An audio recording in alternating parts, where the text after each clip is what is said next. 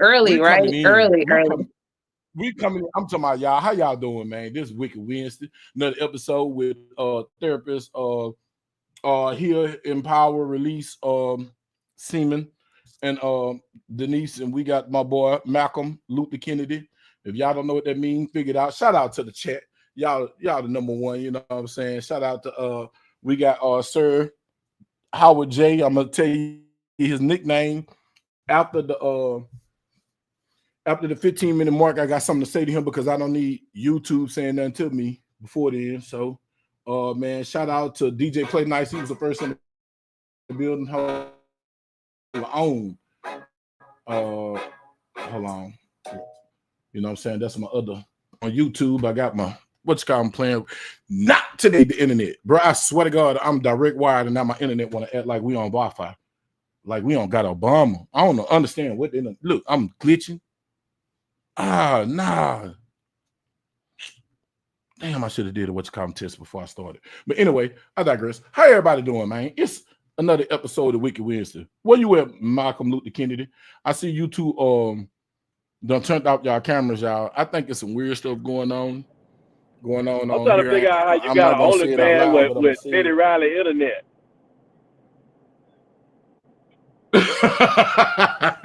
On God, bro. Listen, you see, I just glitched. I'm looking at myself glitch, bro. Like, dude, much do we pay for the internet, man? Tripping. But something going on with the internet with on my side of town, because across the street they did the fiber optics, and then on this side of the street, I don't understand. Like, that don't make sense. You do fiber optic across the street, but you don't do fiber optic on this side. But on the side of the street I'm on the hospital grid. So I'm on the hospital grid. So technically, hey, I ain't worried about it. Shit, I ain't want it. I ain't illegal. So the part of the internet, bro, my internet been acting crazy. Your fiber optic got wire ties on it. As when they grab them guys, they use some of them for handcuffs. Man, you know what? I'm lazy. I'm really doing. Say, look at what we got here. Y'all know, good time to share out the show. Send it to a friend to post it. Bump your own YouTube channel in the community tab. Already, man. Look, y'all heard what DJ Play Night said, man. Put y'all YouTube inside the chat, man. We're gonna blast it out the same way I just put it up, bro. You know, it's love showing around here. Sway, I hope you see me come through. Tonight, man, we're gonna have an interesting topic tonight, y'all, because we're gonna be talking about gun laws tonight. We're gonna take it to the 2A side of the Bug Nation. We're gonna be talking about the what's up, Jova? How gun laws started, originated, who was meant for, the history of it, man. We finna go deep down in there. I was supposed to have a firearm instructor from Florida, which is Denise's brother, but he's at an event right now, waiting on him to come in. He's supposed to be coming in later. I just talked to officer friend of mine. I just got the phone with him. He's trying to get to some Wi-Fi. So once he gets to some Wi-Fi, so they should be coming through a little later. But we're gonna talk, and I think Joe Voss should be coming to the panel. I'll send him the link, and because he's very, very knowledgeable on this situation. And okay, there they go. Still playing footsies with the email addresses and all this old weirdo stuff. It's not 10 minutes yet, so I got to watch. It's just 3 minutes. It feels like it's 10 minutes. What's up, Denise? How you doing? Speak to everybody. Don't be on there acting weird. I just said hi, but you was talking too much. Hey, everybody. How y'all doing? I'm sorry, my bad. Hey, y'all. How y'all doing? Happy Wicked Wednesday. That was just rude.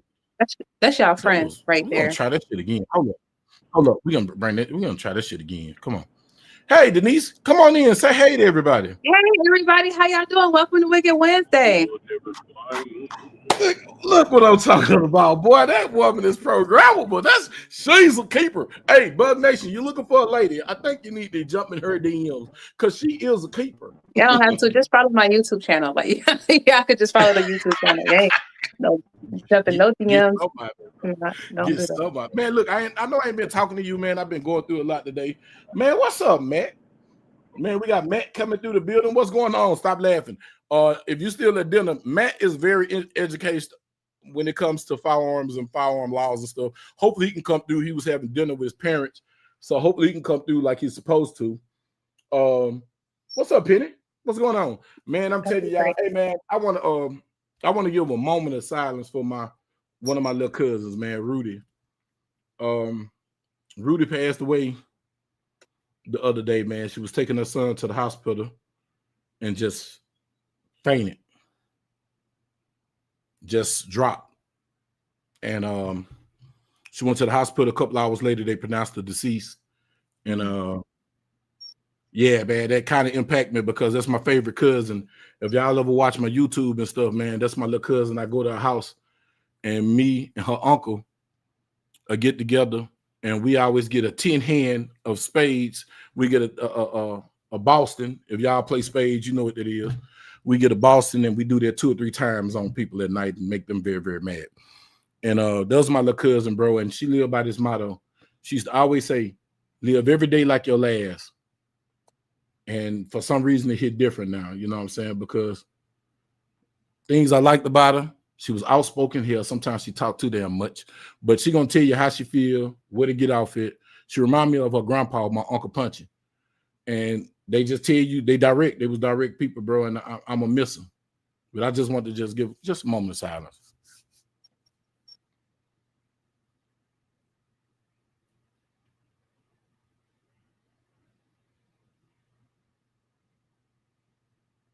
And Rudy McKinley, you're gonna always be loved.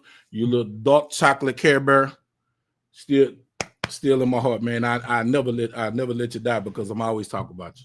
But anyway, man, yeah, there's always some sadness going out, man. I want to shout out to Johnny Ray. He gone now, but Johnny Ray Robinson laid down, man. He had a great funeral. He had a horse-drawn carriage. They drove him through the hood last weekend. You know what I'm saying? They drove him through the hood one last time before his funeral. You know what I'm saying? There was some player shit. You know what I'm saying? Rest in peace, Johnny Ray, man. So a lot of people been passing, bro.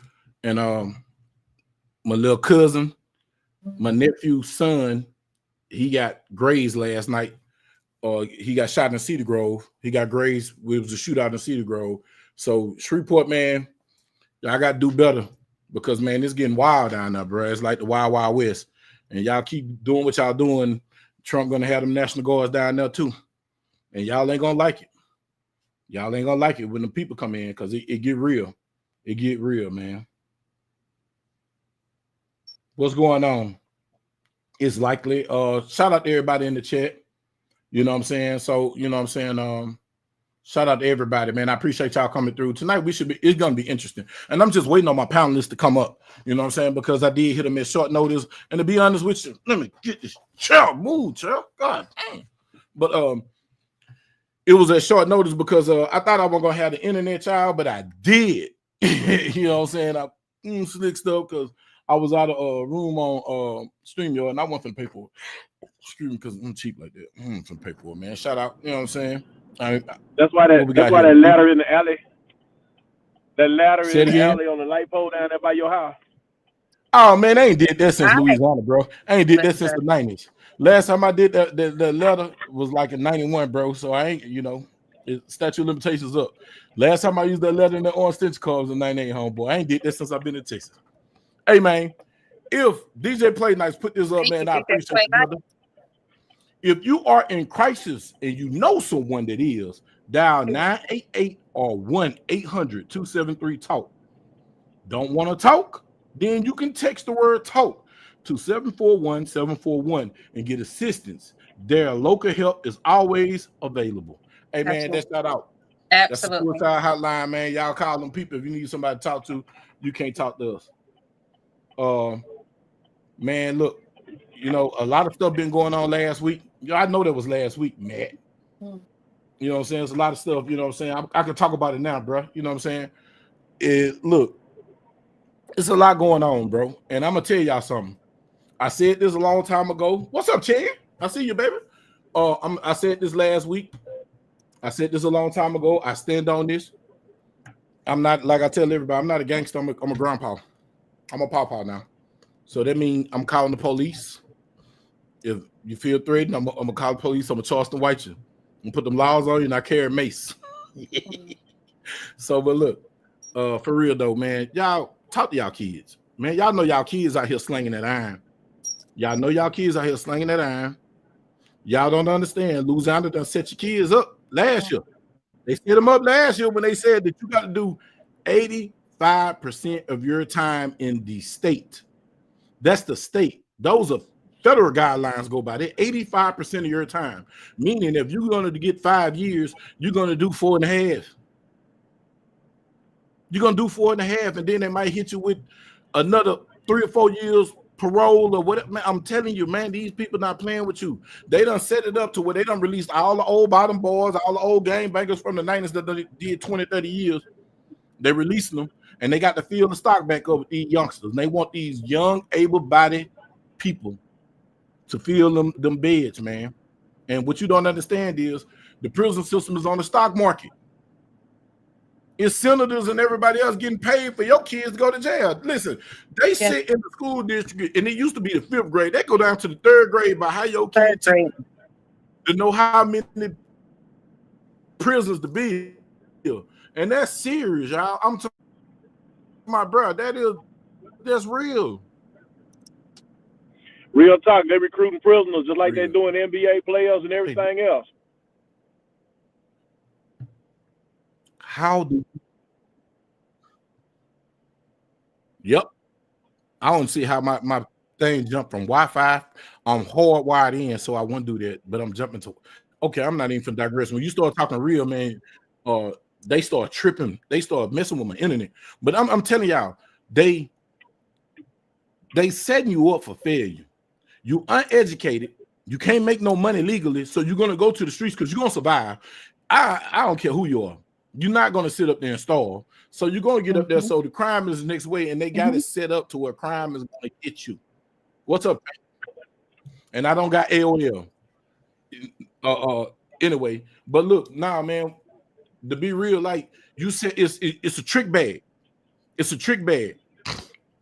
They said that you can tote a gun at 18 without a license. Man, that's an excuse to pop you. That's an excuse to take you out. He had a firearm. You know they scary. It is not against the law to have a firearm, but if they know you got the firearm, they're gonna pop you down. They're gonna, and guess what? It's justified. He had a firearm. It's not illegal not to have one. Your Constitution say that's why we're having this discussion tonight. A lot of people don't even know it's your right, but they treat it like it's a crime, and it's not a crime. What is a crime is you idiots and you people that don't use common sense and don't use emotional you don't have no type of emotional regulatory skills, and you're emotionally immature. And then you told me, since that's a mental health problem, because that's a tool. A firearm is just like a phone. I can help you with that. I can help you regulate your emotions. Yeah, and Denise can help you there, man. That's power, you know what I'm saying, healing and therapy. You know what I'm saying? She can help you. You can call her. She, you know what I'm saying? Pay that small fee and she can help you. I bet you. You hear me? But man, like, y'all don't understand that y'all set up. It's set up for failure. You set up, and then y'all grown folks, like the people that grew up, bro, I gotta pass out this world, man. We were sitting up laughing at my brother. God bless the dead. My brother D and my brother Low. My two eldest siblings have passed. My little cousin just passed. All us, when they passed, that girl was there for us. Her and her mama, Tweety Bird, love her to death. That's my sister cousin. But it's one thing that I told Tweety Bird, and Tweety Bird told me yesterday. Right hand of God, I thank God. No man, no violence, no police, nobody took them. My brother had a bad heart. Both of my brothers had bad hearts. They gone. Rudy, we don't know where this come from. You know what I'm saying? I got some speculations, but I'm not going to speak on it. But they passed. God called them. God called her home. God called my brother home. God woke one of my brothers up. D woke him up to call him home. He woke up out of his sleep, went to the bathroom.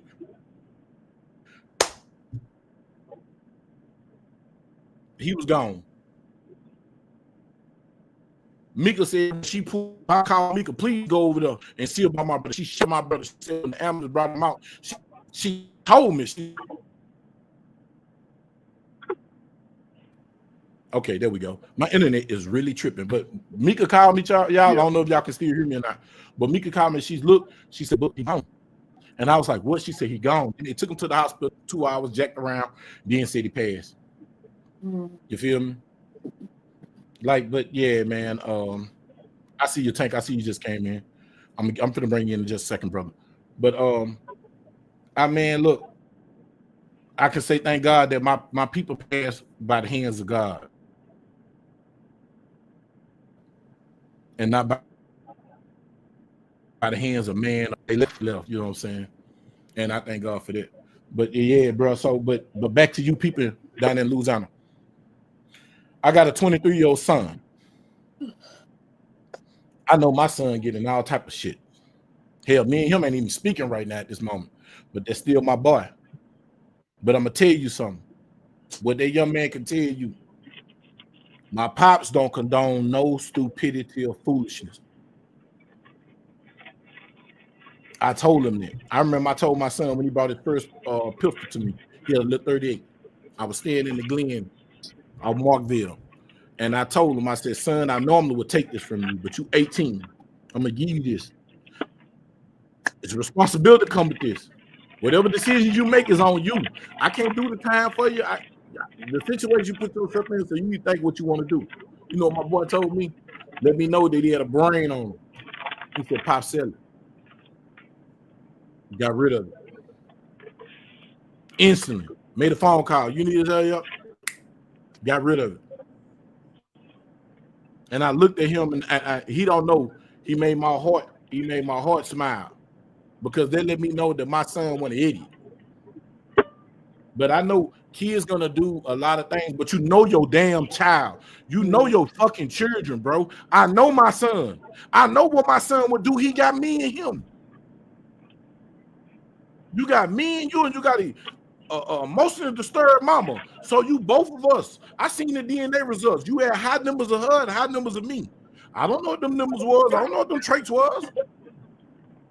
Did you get her personality? Did you get the selflessness and protector from me? Or did you get a woman attitude and behavior mannerism from her? I don't know.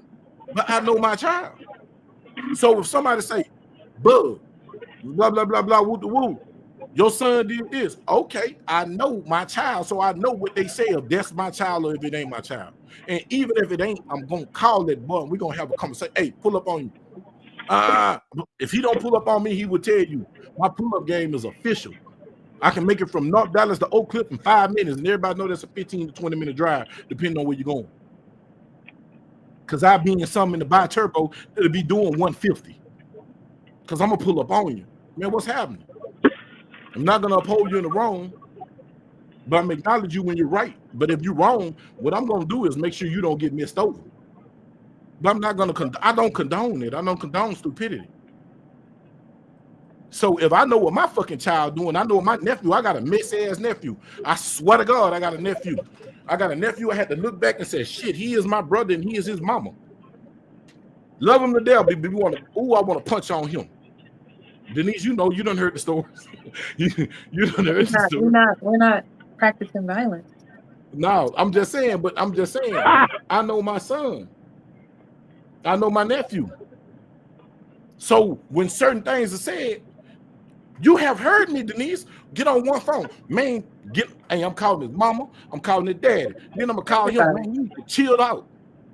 Everybody chill out. And if he did something egregious, and if I can go talk to that family, I'm going to talk to that family so we can work this out. Y'all need to punch. Hell, shit. I done took them to go fight. Getting these gloves. Oh, you didn't want the gloves. You want the knuckles. Y'all got the knuckles. But if that stops somebody from losing their life, that's what I'm going to do.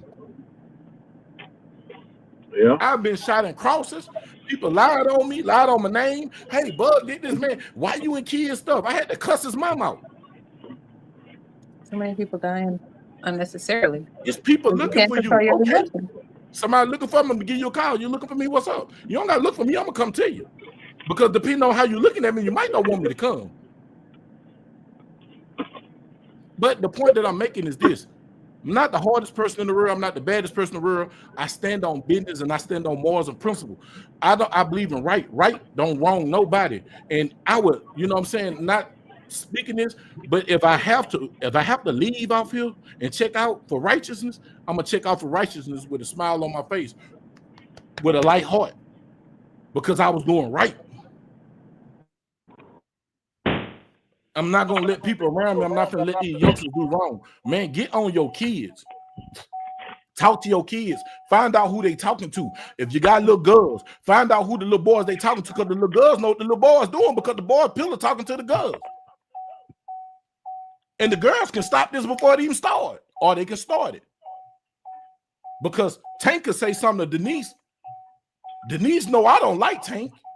And then Denise come tell me what Tank said. Now Tank out of there.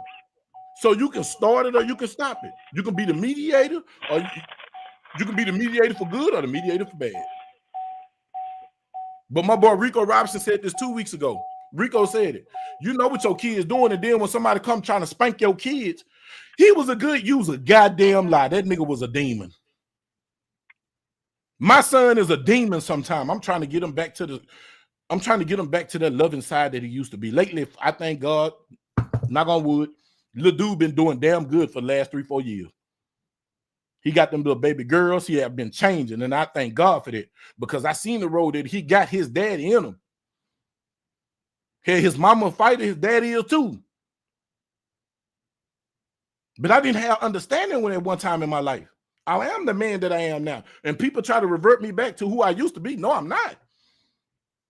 I changed. But don't get it twisted. I got that suit in the room. I can't fit it, but I put it on if I have to. Don't never let me go back into little bug mode. Keep me as TackleBuryBug a bug. But I go into little bug mode behind them 6 granddaughters. No understanding, whatever kind of consequences, walk up there with my hands out, I'm taking it. With my chest out, my head held high. For them babies, them innocents. But check your children. It's too much of this. It's too much of this. We hate ourselves so much that we quick to bust on each other. But when oppressors do come, whether they be in uniform or not, you lay your gun down and you throw your hands up and yes, sir, yes, sir, yes, sir. I'm sorry. When you supposed to have the energy that you had to that boy that told you to get your homeboy because your homeboy passed. You know what I'm saying? The boy that disrespected your homeboy and said something about your dead homeboy, but you want to put something on him.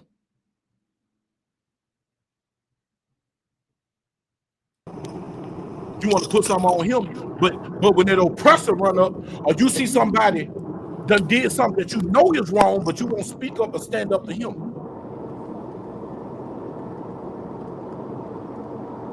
But then when somebody spank your kid and put that BTA, you know what I'm saying? As they say, belt the ass. You know what I'm saying? I want to say I'm gonna change that B to a bullet. When they put bullet to that ass, then you won't be mad. He was a good, hey, I did it. Look, he out here thugging and don't even got insurance. You don't got enough fucking sense to put insurance on your baby to bury this little bastard, because you know he out here reckless. Or she out here reckless, because these little girls are worse than these dudes. Yeah, to be honest with you, nowadays they got more heart than these dudes, because half these little boys humping each other. But you don't got common enough sense to put $20 a month. Because you know your child, man, my mama knew I was out there. When my mama caught me with that sawed-off shotgun, you know, she said, baby, I'm going to let you go. I got to give you the guard. And guess what she did? Put me in some insurance. Y'all remember back in Louisiana, the man had the big book with the belt on it, book about this big. The insurance man come by every week. Life insurance. Please have life insurance, y'all. Get some life insurance. Put some insurance on your baby. Don't have the nerve to ask somebody, hey, we need to bury. No, we ain't finna help you bury that demon.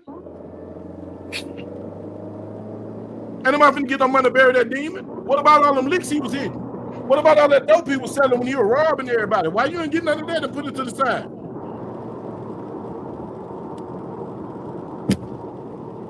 You always think about it. It ain't gonna always be diamonds and gold every day. It's gonna be a day when you got to pay the piper. I hope you got some bond money. And half of these jokers don't even got common sense to put bond money aside. Attorney. Man, fuck the bond. Get you an attorney. Because without an attorney, bro, you're going to be up the creek without a paddle for sure.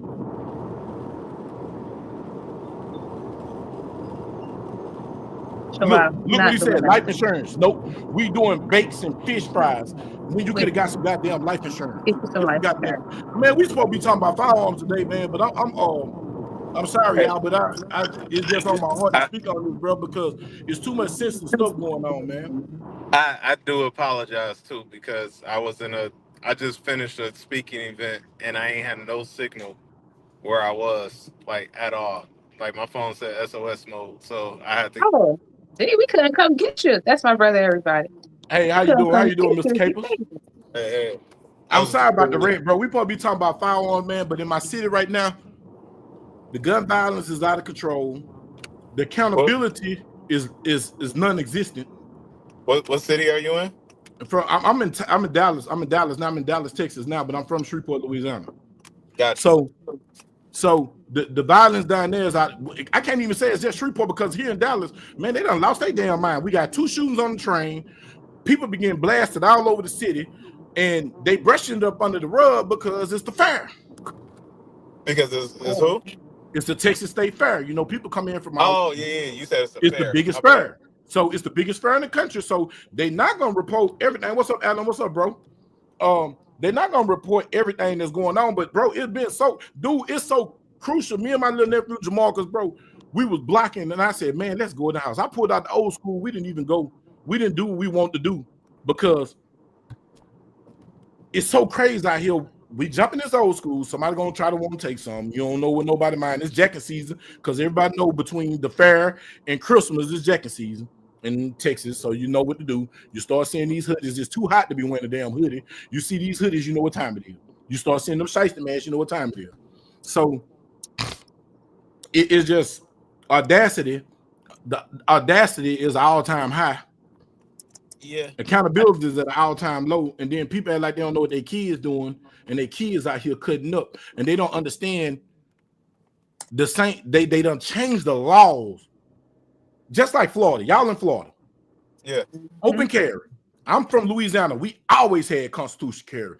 Your house was an extension of your car. You can have it, but back in the old days, you can have one in the chamber. That was the only thing they'll get you with, one in the chamber. My brother and them used to always slide back, take the bullet out the chamber, sit in the ashtray, and you can have the gun concealed or unconcealed. They can walk up, the gun could be in your car. You can open carry. This has always been the law in Louisiana. You can open carry. So as long as you had a gun in the holster and it can be seen, you was cool. But if your shirt go over just a little bit and conceal it, they got you. UCW, unlawful carry. Now I would say that's not concealed carry. That's just regular open carry then. But listen, I think if I'm not mistaken, and correct me if I'm wrong, but in Louisiana, the only way you could get a permit is if you were military, right? Now they had changed it, because when they changed the permit, the judge or the police, I want to say the police chief or the sheriff had to sign off on it. Oh, so yeah, they were may issue. So even if you qualify, they may or may not give it to you. May or may not issue. Yeah, it was that type of situation. So that's what they did. But this how they get you. They got you like this. See this towel? This is my microphone. I'm open carrying, right? But if my shirt went over the phone, over the gun like this, just by look, but you still see it, right? Mm-hmm. They say that's concealed. That's how they get you. Trick bag. The gun, a portion of the gun is concealed, the whole gun is concealed. Even if they can see it, but it look like you're trying to hide it, or just your shirt just went over, or your jacket just went over. Or say means you had your jacket open and closed, they'll get you with concealed carry. It was a trick bag. It was a trick bag, so you had to play it real safe. You know what I'm saying? But now they just got constitutional carry, but they just changed the law last year that you do 80% of your time. So now when they got constitutional carry, guess who think that they can tow pistols? I just want you to answer that question for me. You and Firearms, tell me who think they can tow pistols. I mean, everybody. Felons. You idiot. Got it. Let me back up real quick. So the thing with that, because the constitutional carry law very specifically states if you are already qualified to carry a gun, then you're still good to carry that gun. So what ends up happening is, so let me actually even paint a picture for you. I'm gonna paint two pictures for you, very related situations. The state of Illinois. So we know about the gun crime that's happening in Chicago, right? Right. Mm-hmm. The state of Illinois was the last state of the country to offer concealed carry permits. And if I'm not mistaken, that was in 2014 and 2015. Now, Right. since 1968, you needed a permit to even buy a gun. Yep, So, the FOID card, the FOID yeah, the card. FOID card, right? So, Mm-hmm. so in that, in that situation, nobody could conceal carry legally in Illinois, and they don't have open carry. So when Kanye on that graduation album, what was that back in 2000? 10? Yeah, even beyond that, right? It was because it was before 2015. So when he said just last year or last month, Chicago has 600 caskets, and he said killing some whack shit, they didn't even have concealed carry yet. So where was the gun crime coming from? Now I'm gonna paint another picture for you. And I wrote about this online. The state of California, they just went from may issue to shall issue in 2024. Right. Now in 2024, their population was about 39.4 million. According to the USCCA, United States Concealed Carry Association, so I trust their numbers to some degree, right? Right. They said less than 1% of their population had a concealed carry permit. Not the population of LA, not the population of LA County or Oakland or San Francisco, the entire state. State. So that means less than 394,000 people has a concealed carry permit for the entire state. And that's horrible. Now, That's check called this out people though. cheap, man. No. They had may issue. So they had a clause in their process that said you have to have a good moral character. New York still has the same thing. Like New York, because it was the Supreme Court's case, the Bruin decision, and basically, if you want a concealed carry permit in New York right now, you could get one as an out of state resident, but you also have to submit all your social media handles. Oh, no, Wow. thank you. Yeah. No, thank you.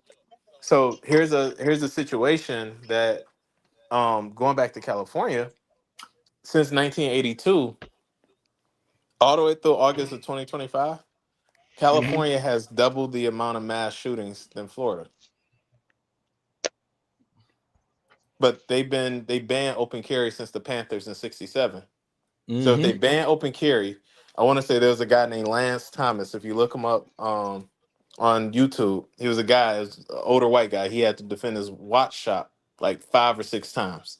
Right. I remember that. No, the white dude. Yeah, he was one of 2 people in LA, one of 2 They in had the a 90s license.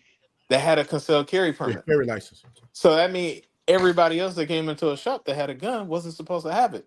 So when states go to open carry, the criminals ain't no felon about to walk around open carry.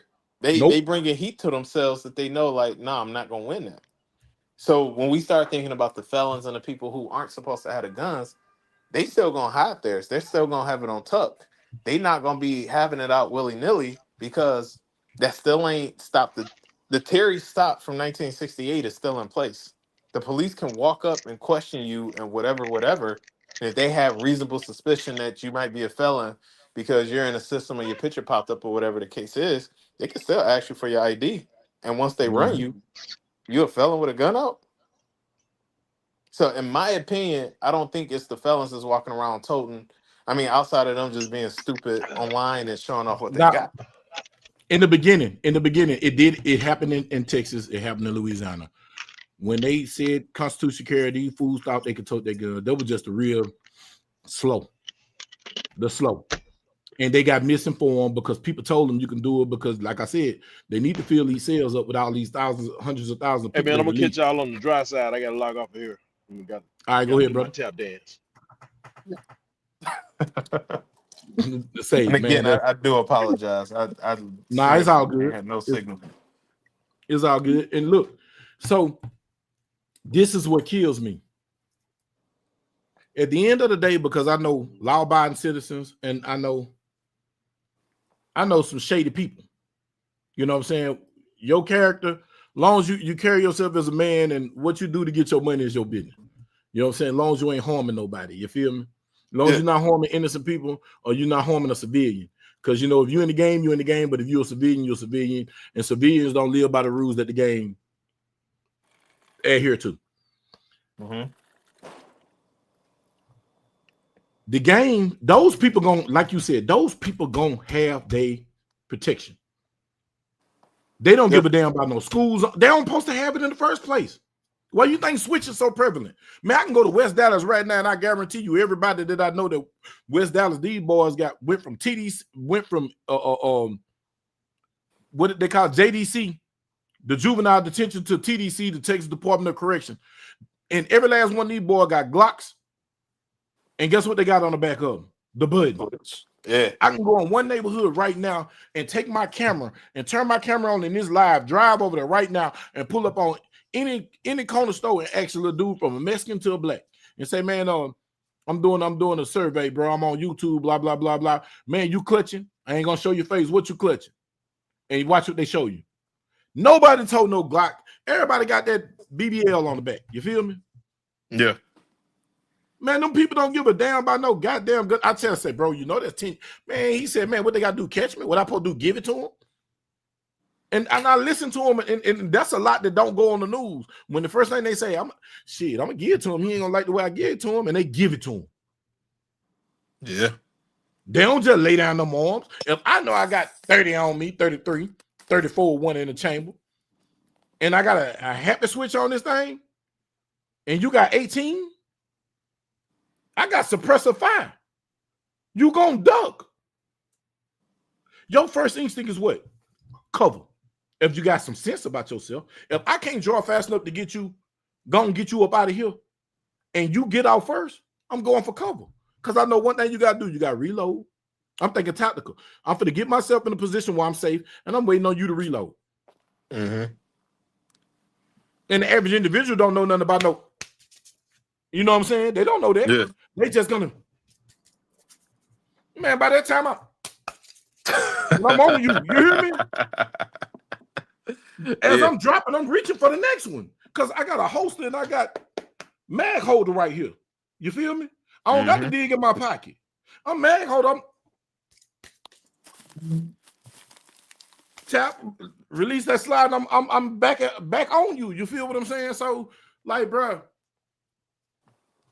only people worry about gun laws is law-abiding citizens. And you're a firearms instructor. How true is that statement? Tank a firearms instructor for the state of Texas. Tank, how true is that statement? I say it's very true. My bad, I wasn't listening. What you say? Ain't that He said, "Who's worried about firearm? Who's worried about the gun laws? Is it?" I said, who worried about gun laws? Is it law-abiding citizens or everybody? Yeah, law-abiding citizen. And anti-gun folk. Yeah, Anti-gun folks. they not really worried about it because they don't even look up. I argue with a lot of anti-gunners, and it's like arguing with a child. It's like, did you even open a book? Did you Google search anything? Like, you just be so. But Like, I don't even understand. But here's the thing with that though. Like, even though we know the vast majority of them don't have any research or anything to go along with the theories and whatever, but they're still pushing.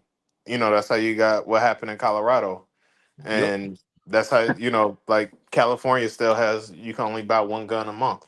Like, they're still pushing bans. So even though their knowledge is very limited and is very specific on stuff that's not true, they're still making waves, and they're still finding ways to, like, no, like, let's stop that from happening. That's why you got, like, every town for gun safety or whatever. Safety, right. That's why they're now teaching firearms classes. Right. Because they're trying to get in front of people that so-called trust them. You know, it's like trees going to see the axe to learn about. Right. Now that's a damn good analogy. Trees to go visit an ex to get chopped up.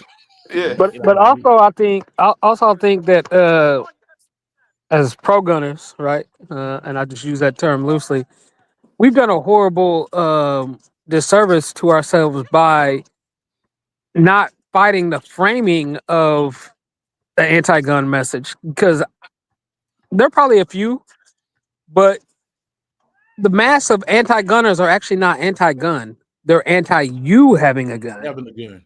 Because the same anti-gunners are the motherfuckers that got 911 pre-dialed on their phone right now. So they'll call men and women with guns to come do their bidding. So they don't have a problem with the mechanism. They have a problem with who's wielding it. So And we never called that shit out, right? We always frame it as a anti-gun. It's like they're not. I agree with you, and I think there's more to it. So I would say that it depends on where you at, because I'm just being all the way real. Not to put nobody in a situation, but we have a culture that I was just talking to one of my mentors about this. Hold up. We have a culture that basically everything's so focused on identity that don't nobody has an identity. Like, we are so worried about identity that don't nobody have one. Within that, you would hear a lot of anti-gunners. So I don't say I'm pro-gun. I'm pro-2A. I'm pro-constitutional rights. I'm pro all the rights. Because I know some people who are pro-gun, but they're also pro-regulation, right? They're not pro-2A. Now, in that, I do hear a lot of people talk about the straight white men and mass shooter theory, and it's like, it's them. And I also know some people that say, well, because of black people, it makes sense why these gun laws, and it's like, you don't make laws just for 12% of the population.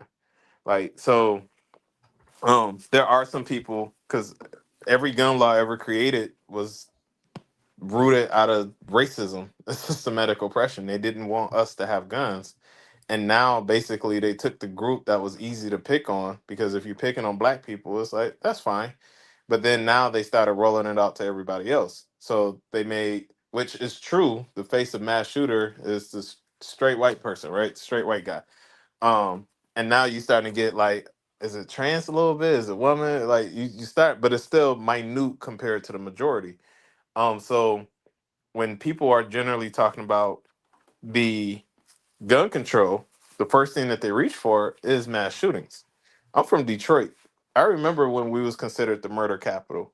Wasn't nobody talking about gun control? Nope. I remember it was a time. I'm an '80s baby. I remember it was a point in time where people used to spit razors. Wasn't nobody talking about razor straight control? Out the mouth in your eye. Yeah, stab you right in your eyeball. Or you get $150. You know what I'm saying? Like, yeah, $150. So, cut you across the face from your ear to your mouth. So essays in Texas still be on that right now. and my point to that is, when a gun crime was hitting our community, nobody cared.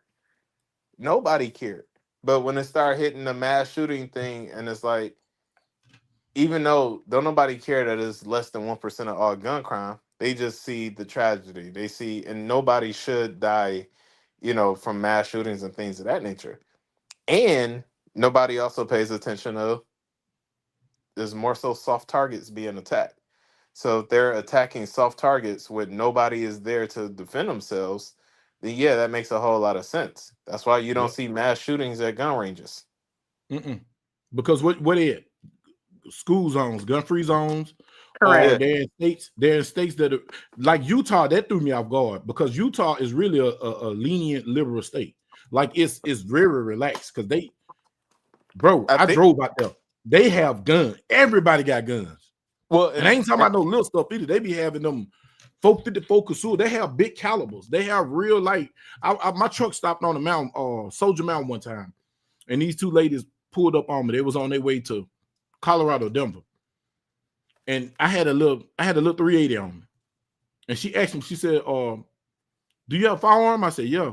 She said, "What do you have?" I showed her my little 380, and she said, "No, you need to get back in the truck," because I had to get out the truck to try to make a phone call. And she was like, "No, get in the truck." And I was like, "Why?" Man, she shined the light up in the woods, and you seen all the green and yellow and blue eyeballs glowing in the distance. I was like, what the? I was like, what the? She said she pulled up. Man, that girl had a gun about this long. One of the chicks had a 454 Casull, one of them had a 50 or Smith & Wesson 500. I was like, man, what y'all doing with these hand cannons? She said, you got to have something like this up here. You got moose and everything else that's around here. That little gun ain't gonna do nothing.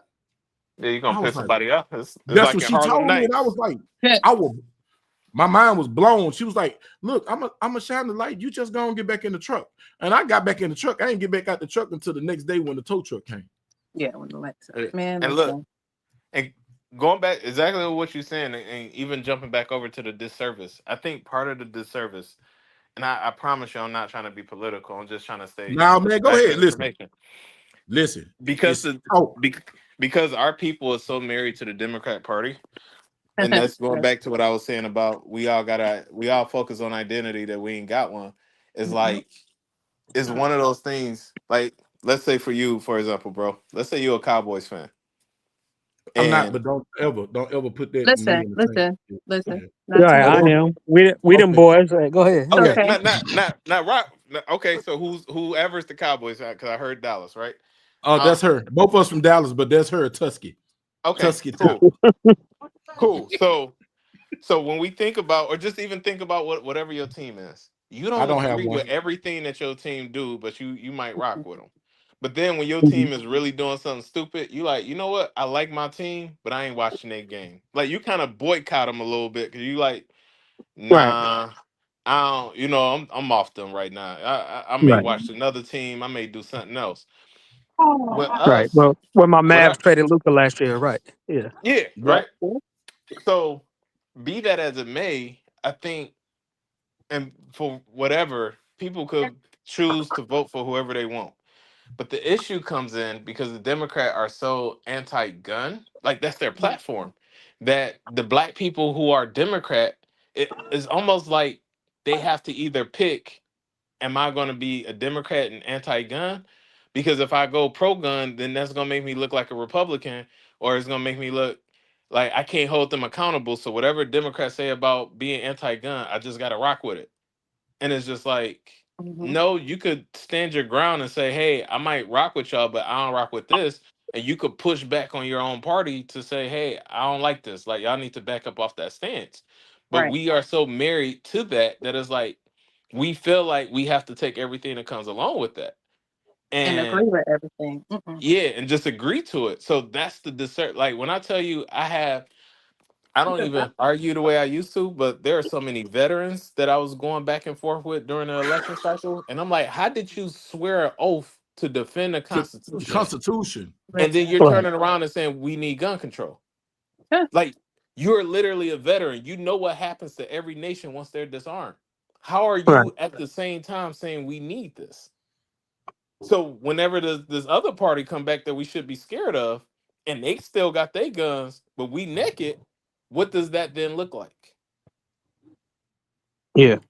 Germany in the 30s all over again. Look, no, Germany, the Armenian Empire, Bosnia, Rwanda, the Soviet Union, China, like it's so many. Yo, it's so many. And hey, Canada, they doing even more gun control. The doggone sheriffs in Toronto said if somebody performs a dude, his home he just had home invaders in his home and they killed him and had his daughter at gunpoint. And the only thing Toronto police could tell you is if you have home invaders, the best thing you could do is comply. Yeah. What? Yes. Yeah. They said that. Yeah. They even said last year or something, they said, hey, the people that's breaking in your homes, they just breaking in your homes for your key fobs. So if you leave them by your front door, then they won't bother you. Just leave your key fobs by your front door, outside your front door, so that they don't break in your house.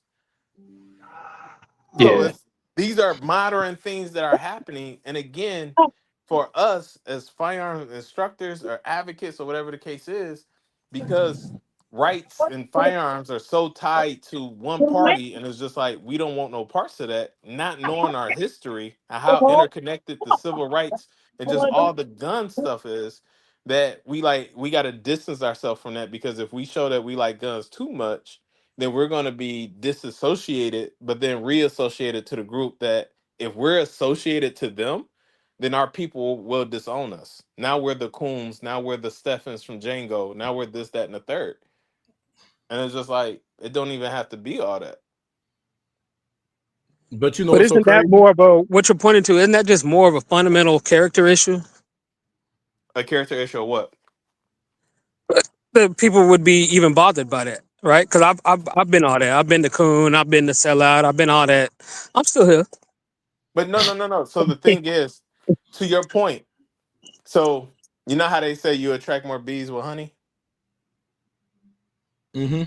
So just think about it. As a general populace of our community, are people more likely to listen to you if you're on the right, if you're considered to be on the right, versus if you're in the middle or if you're on the left? They consider, from my experience, the people from the left get listened to more than anybody.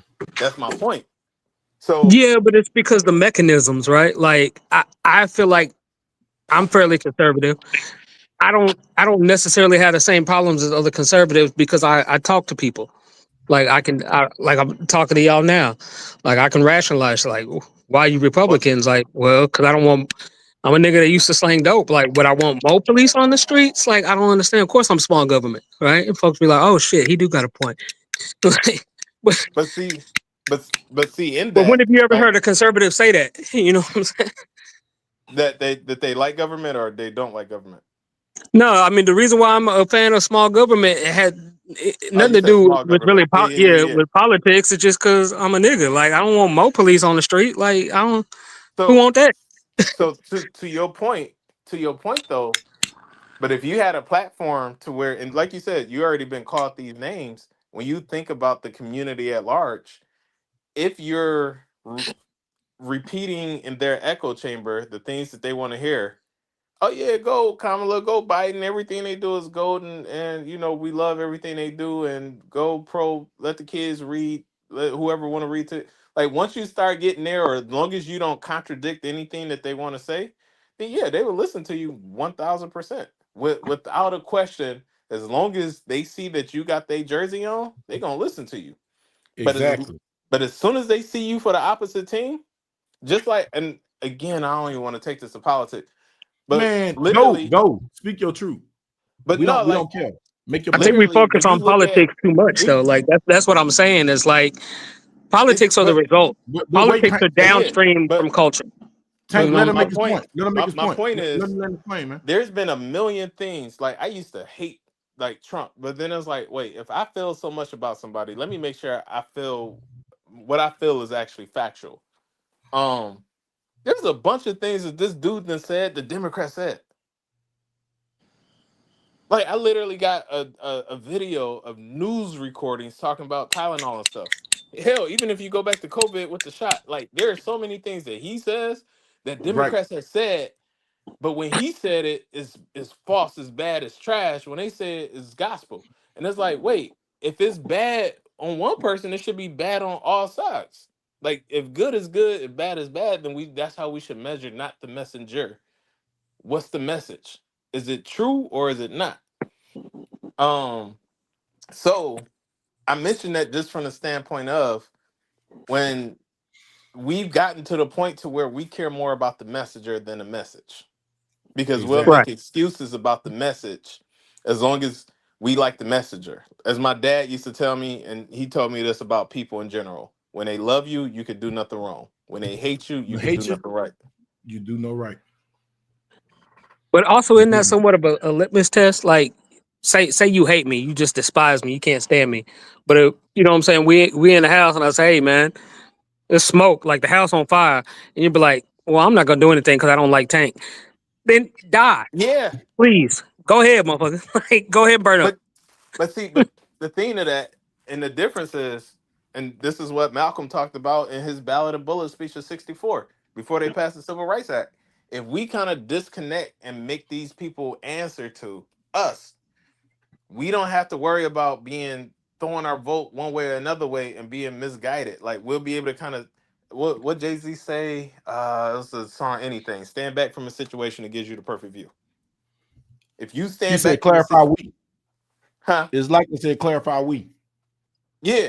So it's like literally just looking at the situation as far as like, all right, yeah, we could say the house is burning. And it's like, all right, shit, let natural selection happen. But then when we look at the numbers, that's 80% of our people. That's literally 80% of our people. Now, granted, you still got people that sways one way or another just purely based off of tradition, or that's just maybe how they feel. But then you have some people that's kind of in the middle, like they don't know which way to go. And when you think of like persuasion and things of that nature, let's say you got 10 people. 3 people gonna rock with you regardless, 3 people ain't gonna rock with you at all, and then you got 4 people in the middle. Your focus should be on 7 people. Your focus should be on 7 people. The type of stuff that when I'm posting on Facebook and things of that nature, I try not to take an argumentative approach. Even if I'm educating in the process. I had so many people reach out to me and say, "Hey, bro, you taught me so much about guns or whatever the case is." But like, I don't try to do it to where it comes off as elitist or anything like that. It just I show if I'm posting something, I got sources. So Right. you can't don't argue it's your opinion. No, it's facts. It's here. Here's multiple sources for the same situation. Here's this. Now, as I show people that, it's also like ask yourself why they lying to you about this concept. And if they lying to you about this, what else are they lying to you about? Right. Right. And so now instead of me poking, because going back to the identity thing, people don't have an identity.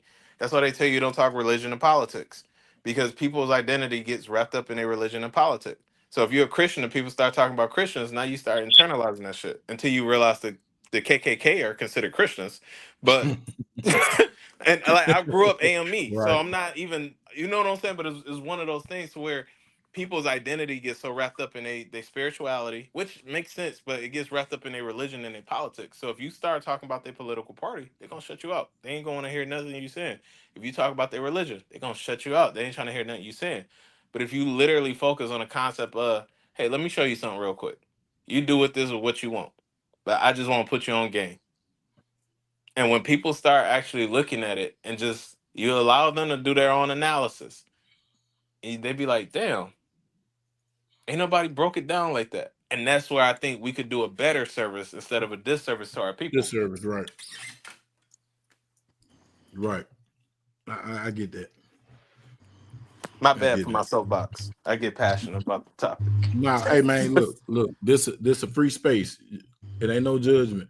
Whatever you need to get your point across, whether it be politics or not, this is Wicked Wednesday, because I'm gonna let you know off top.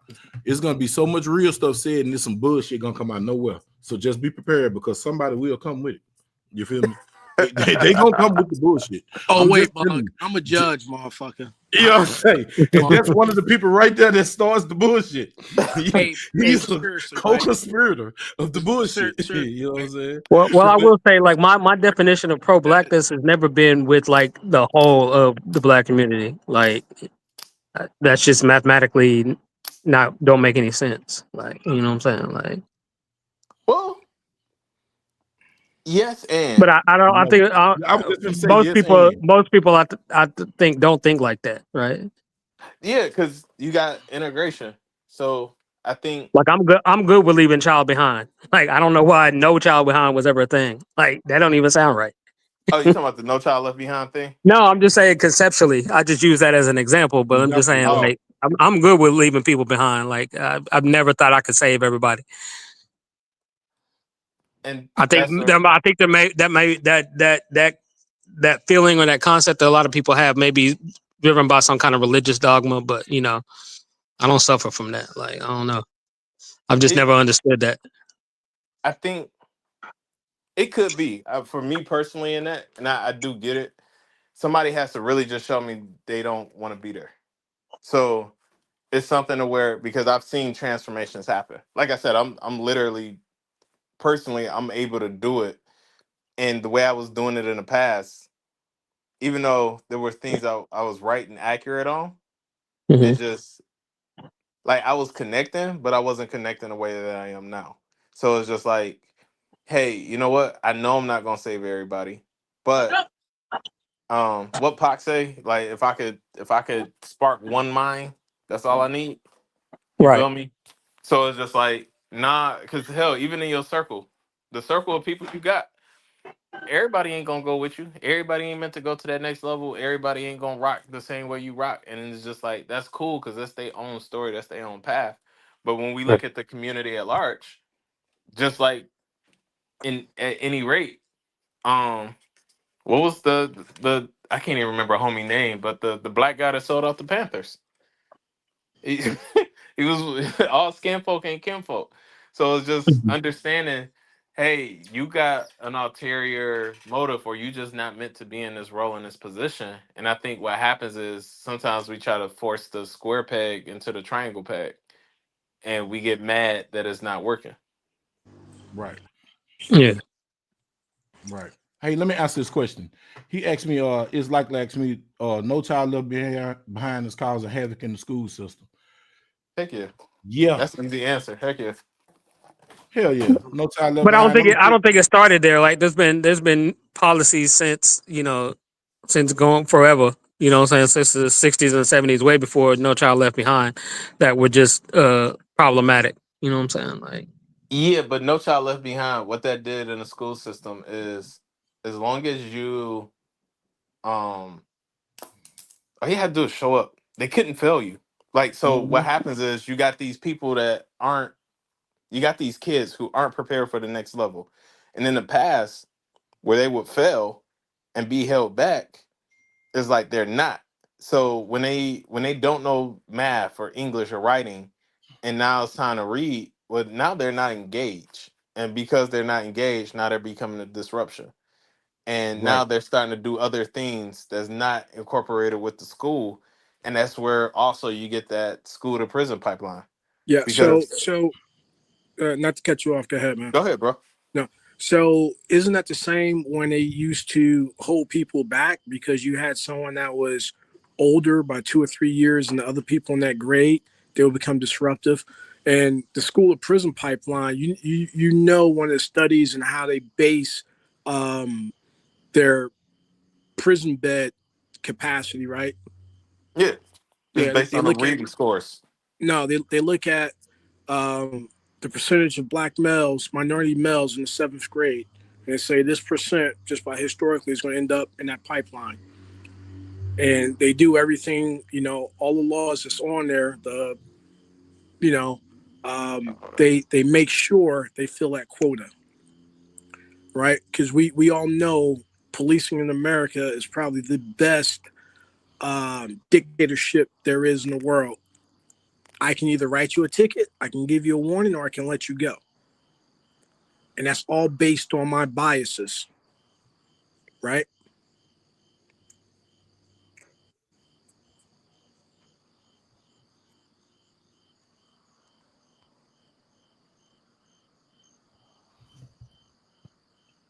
did my audio drop? I was just gonna say that because it just got dead quiet. Yeah. I thought he was like mid sentence and he just dropped. I don't know. Look. So they said that you unable to fail them and takes those in the classroom really expound. But look, Yeah, you can't the fail. No Child Left Behind, I'm gonna say this on that. You pushing kids that don't know nothing. So now you taking time away from the teacher to teach the people who can learn. And you got time because now they got to get them antiquated and try to catch them up to where the rest of the class at. And now No, you're slowing the class down. They don't get caught up. They don't get caught I up. was They just just gonna get say pushed that. through. They They just become get pushed adults through. and have And children. they get pushed through. So with that being said, like you creating a burden and a stress on the education, and then you taking away from the education from the kids who went through and did what they need to do to get to where they at. And Correct. you know what? I feel I'm gonna say this, and I'm gonna get off this rant because we're on this firearms, and I'm gonna go there. But I'm gonna say this But here. where does that inclination even come from, though? Like, I really want to trace that back to where this. Like, I don't necessarily think that it started with ill intent. But I I think it don't was think it did, but misguided, and I'm just like, where did it come from? Because Hey, that's what hey, I just can't Tank. fathom. Hey, Tank. The road to hell is paved with good paved intentions. with good intentions. I was just Right. gonna say that. So we have to look back past the third war on drugs, past the no school left behind, past the don't do crack because it's whack. You look back to the Jim Crow era. You look back to the 1900s. You look back to the disproportionality and funding for your urban schools, i.e., schools of color. Hell, you can look today at the disproportionality in funding, right, for schools in a suburban environment that cater to minorities, mostly blacks and browns, right? So, again, I can't learn anything if my stomach is touching. Right. I can't learn anything if I'm more concerned about my mama's on crack. You know, T said it. My mama's on crack, Sister Armstrong, whatever the fuck he said. I'm not focused on learning stuff if I got to navigate between my house and the school and make it there alive. Right. Yeah. Shit. We have. Hey, I worked at a school. X squared plus Y squared equal 15 is the least of my fucking concerns. And I get that, but I'm coming from a different vantage, right? Like I'm asking as an adult, like who's doing this, right? Like you got to understand the vantage I'm coming. You got to understand the vantage that I'm coming from, because y'all should see how I am with these kids. Like I don't know. I don't baby them. Like I don't feel like I'm doing anything. Like I tell my players all the time, you don't want to be here, don't be here. I done kicked my son out of my practice because he was horse playing and didn't want to do it. You said it. Get the fuck out my gym and don't come back. Like I don't. You're a liberal, right? Right. No, I'm conservative. Huh? I'm conservative. Yeah. Oh, all right. I thought you said you're a liberal, because I was gonna say one of the worst things that happened to the black community, in my opinion, was white liberals, and especially white liberal women. Yeah, definitely. Because they hijacked it and everything else, and then it's just like, you know, they sit down here and say this and say that. Oh, we want you to do this and do that, but we want you to do it the way we want you to do it. Yeah, absolutely. So they put conditions on it, right? So again, when we start looking at some of this stuff, when you guys was talking about politics earlier, and I was engaged in something else, right? So when we start talking about politics and everything else, you know how they spread the war on drugs and why fentanyl and prescription drugs coming over the internet is a big problem, because they energize the white suburban women. Yep. That's your power base right there. Yeah. Right. So that's my thing. Is it really just a misguided of like the feminine nature? Then is that what that is? Because like I know you through through this community, and Bug, same as well. I may know you a little bit better, but I feel like y'all are just probably more inclined closer to where I'm at. Like I'm not gonna fight you to help you. Like that don't make no sense. Who do that? Like I don't understand, right, man. As a lifeguard, I don't think I'm weird like that. I think that's just normal. I can't. I'm not. If I jump in the pool to rescue someone and they're fighting me and everything else, I'm not. You gonna get out the damn pool? No. I'm gonna say, hey, calm down, whatever. So they train you to knock them out to bring them on in. They train you to knock them out. Here's a cool thing right here. That's if you get close to them. But here's a cool thing right here, right? The shepherd will sacrifice part of his herd to keep the rest of the herd alive. So, all this stuff, hey, I am my brother's keeper, but hey, like my man said, that motherfucking ain't my brother, and he damn sure is heavy. I can't save everyone, right? My papers in the dry cleaners. So, and there's a certain part of the population with people, animals, everything else, it has to be culled in order to produce and get the best out of it. Now you got the recidivism rate, you got this, you got that, and everything else. You just got some people that's just bad motherfuckers because they choose to be. So again, the question is, how do you separate those people and everything else? Because when you're dealing with animals, if you're dealing with a herd, it's easy to see which cows are sick, which sheep are sick. You can isolate them and put them down. You really can't do that with people. It's called genocide.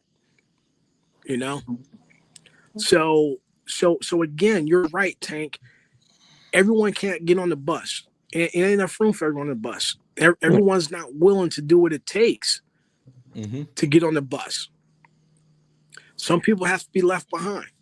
That's just the nature of the beast. And it's not only in our community, because you got them all people on Kensington Avenue in Philadelphia. Majority of them are white. Look, you go in Bug, you was talking about Utah.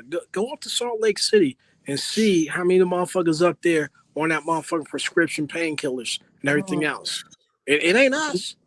Nah, right? I'm talking about hard Utah narcotics. Jazz is only there for about 4 or 5 months out the year, right? So, but it doesn't fit the narrative. It doesn't get suburban white women scared to go out and vote or to bug their husbands to vote a certain way, right? We look at one of the first war on drugs, right, with marijuana, right? Mm-hmm. Purely out of racism. Yep, because black men the jazz singers was banging the white girls. Yep. New Orleans, right? So you get that. I prey on people's fears, right? You're right. But I mean, even just mathematically, like as an adult, say I got 15 players that show up, and 5 of them just ain't really there. They ain't getting back. They ain't doing shit, whatnot. Mathematically, if I kick them out and I spend them 2 hours on just 10 players that want to be there, that's mathematically better. Like that's not an emotional even stance. That's just illogical. Like, but I'm gonna tell you this here. I'm gonna say this here, Tank. Everyone doesn't when it think all like boil that. down. Yeah. Joe, let me make this point. Okay. When it all boils down to it, y'all, it boils down to money.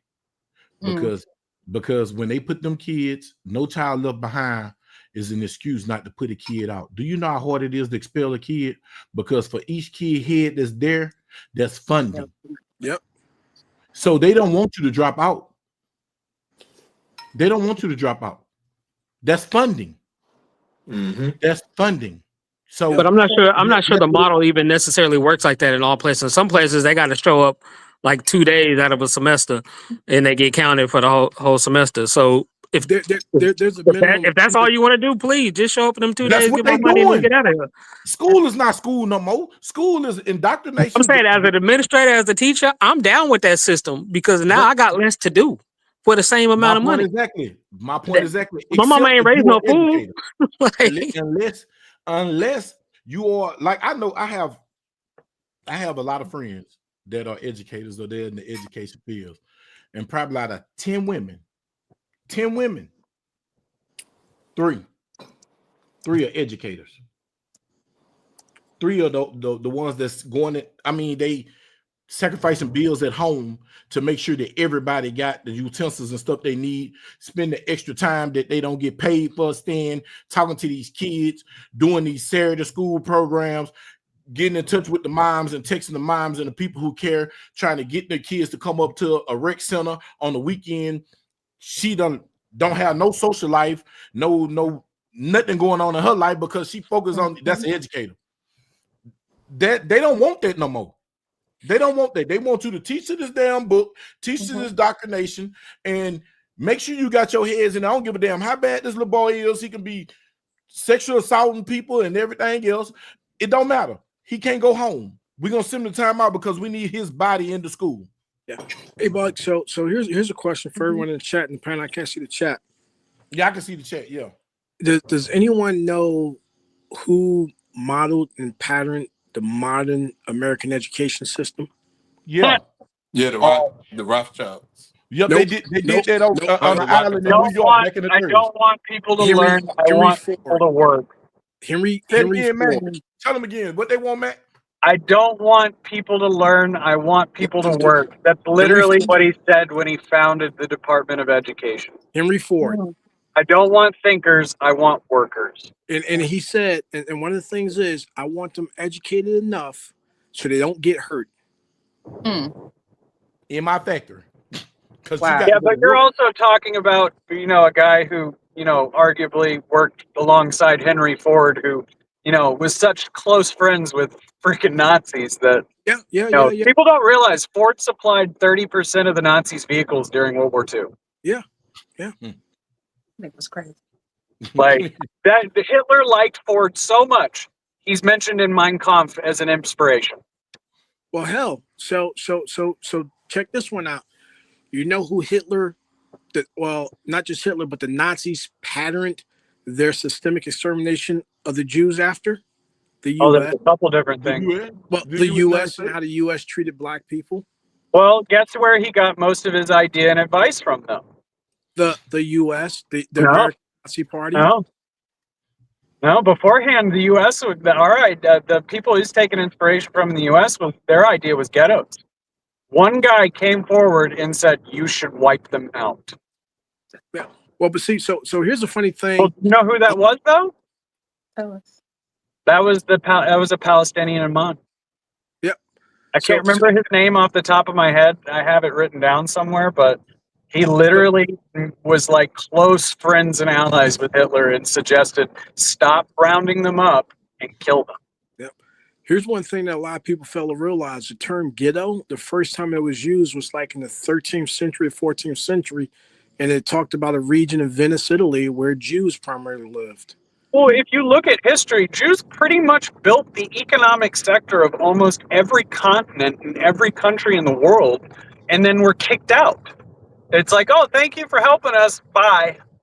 Well, and some of that was due to their practices.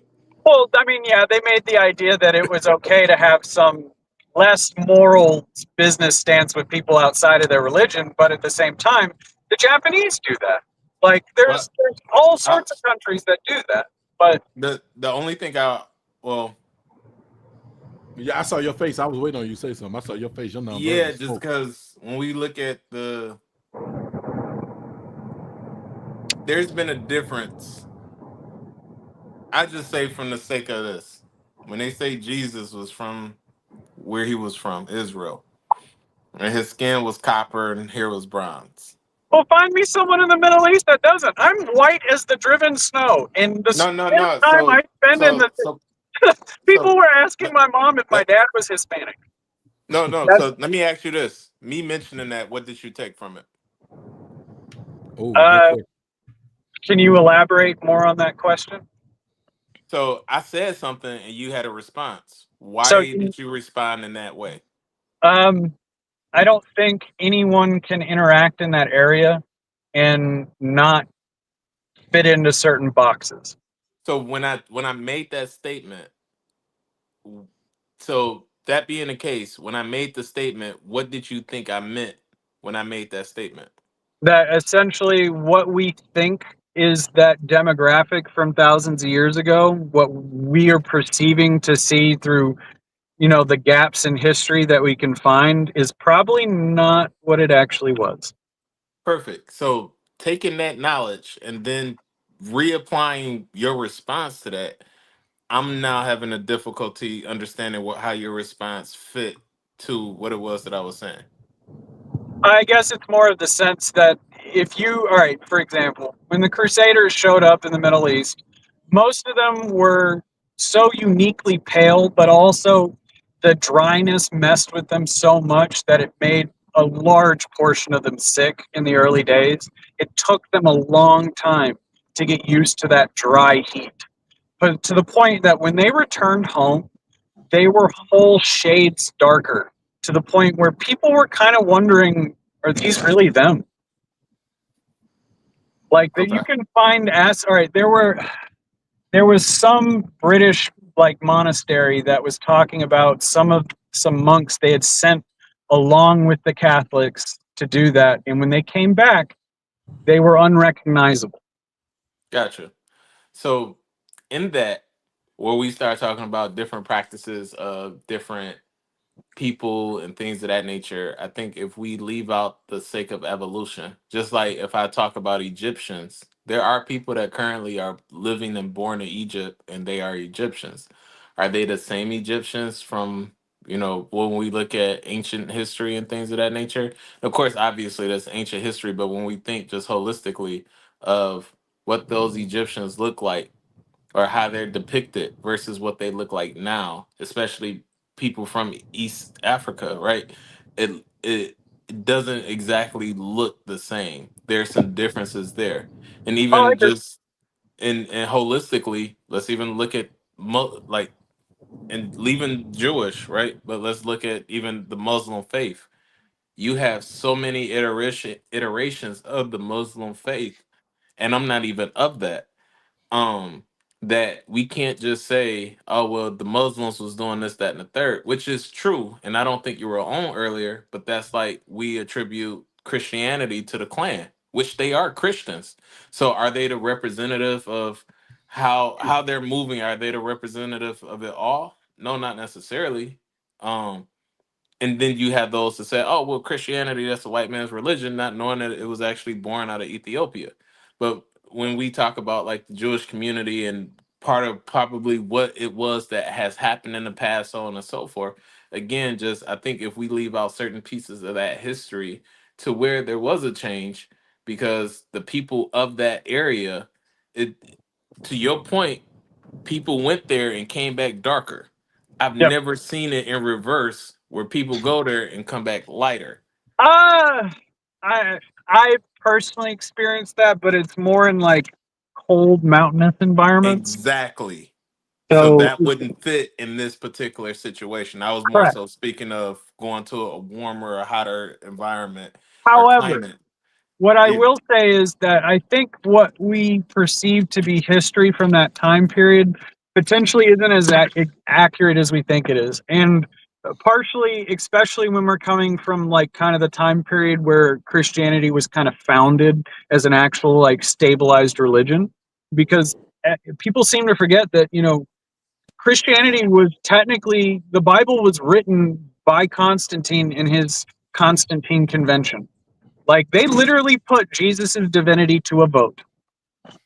Right. Like, To so you, we know that they eliminated so much stuff. Like, for example, you know how the Bible talks about how shellfish is not a good thing, right? yeah. You know why? Because there was a famine taking place in that point in time at that period within shellfish. They Gotcha. wrote things into that religion to try and kind of create a narrative for that time period. Because at the point in time, the Roman Empire was in its failing state. They were in that kind of death stroke, if you will. So And to they your were point, trying to create a system that they could grow into that would last them, you know, another 1,000 years. so that's what Ethiopia was trying to do? I think they basically took an amalgamation of many different concepts and principles and wrote something that was designed to try and unify a group of Matt, I think he bad signal because he rolling. Oh. He rolling. So and he arguably in turn created a force behind religion that was so immensely influential and powerful that our species hadn't seen anything that organized to that scale before. Got you. So here's the thing that I'm gonna push back on. So I hear what you're saying, but I has a ton of pushback. One being, so when we start thinking about language overall, right? So language itself, and I used to want to go into the healthcare field. So in high school, I did 2 or 3 years of Latin. Okay. Used to be very fluent, proficient, so on and so forth. Used to study the cultures from back then, so on and so forth. Um, but that culture learned everything that they learned from Egypt. Now, when we start thinking about Hebrew and the translations and so on and so forth, just like when we were children and we played the telephone game, if you got 10 people, by the time the Grapevine. message that one start off at, by the time it gets to 9 or 10, it's gonna hit different. It's gonna look different, What's the different especially source? once Yeah. you especially once you start to get to different translations, so on and so forth. And then even, I mean, heck, I think if you look at the Book of the Dead, if you look at Greek and Roman mythology, if you look, actually almost every religion that's out there, they have a figure that's somewhat akin to the way Jesus' life was. Yeah, They there's have that there. correlations across the board. Yeah, 1000%, right? So that being the case, in which, and again, I use Christianity just as my example because that's the only one I got the most history with.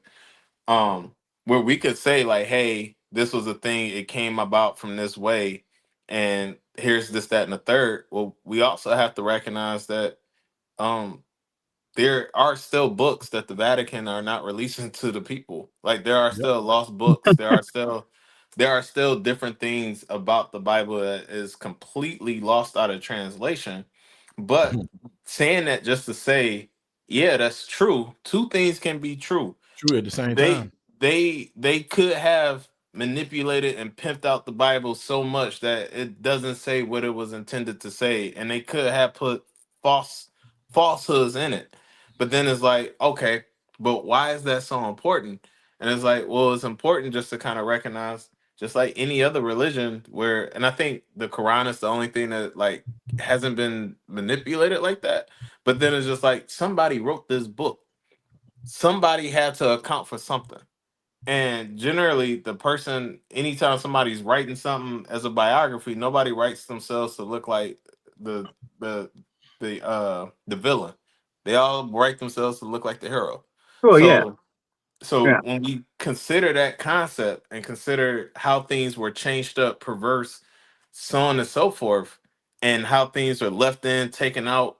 Like I said, I got the what is the Apocrypha? I got the Book of Enoch. I have those books.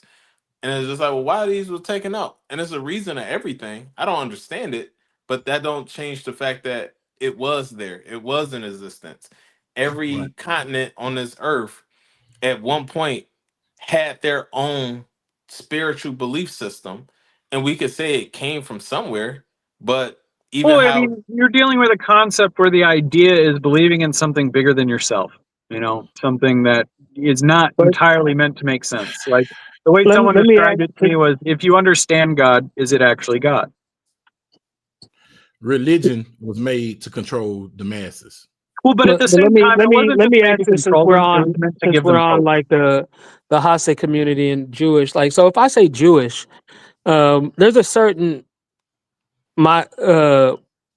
majority mind frame that comes to bear, right? If I tell you like clear your mind and picture a Jew, 99 times out of 100, it's gonna be the Ashkenazi version of Judaism, right? Or what an Ashkenazi look like. So But yet you we mean the white know, European? you're right, but we know that bloodline is mostly European, right? Like a lot of people don't even know the Sephardic Jews even exist or whatnot. You know what I'm saying? Like, is that understanding orchestrated or is it just a numbers game? Like, how did that come to be? Where they just own the mind space of what is Jewish? Okay, say something, bro. Frame narrative. Say something because you said your mic dropped. No, I didn't drop nobody mic.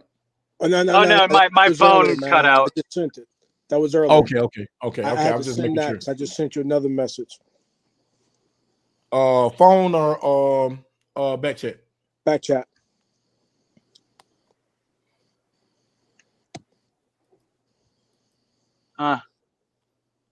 Valid.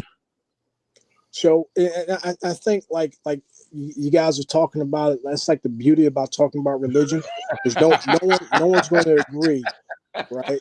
Because I'm standing on my point. I'm willing to die on that hill for that, right? And that's just it.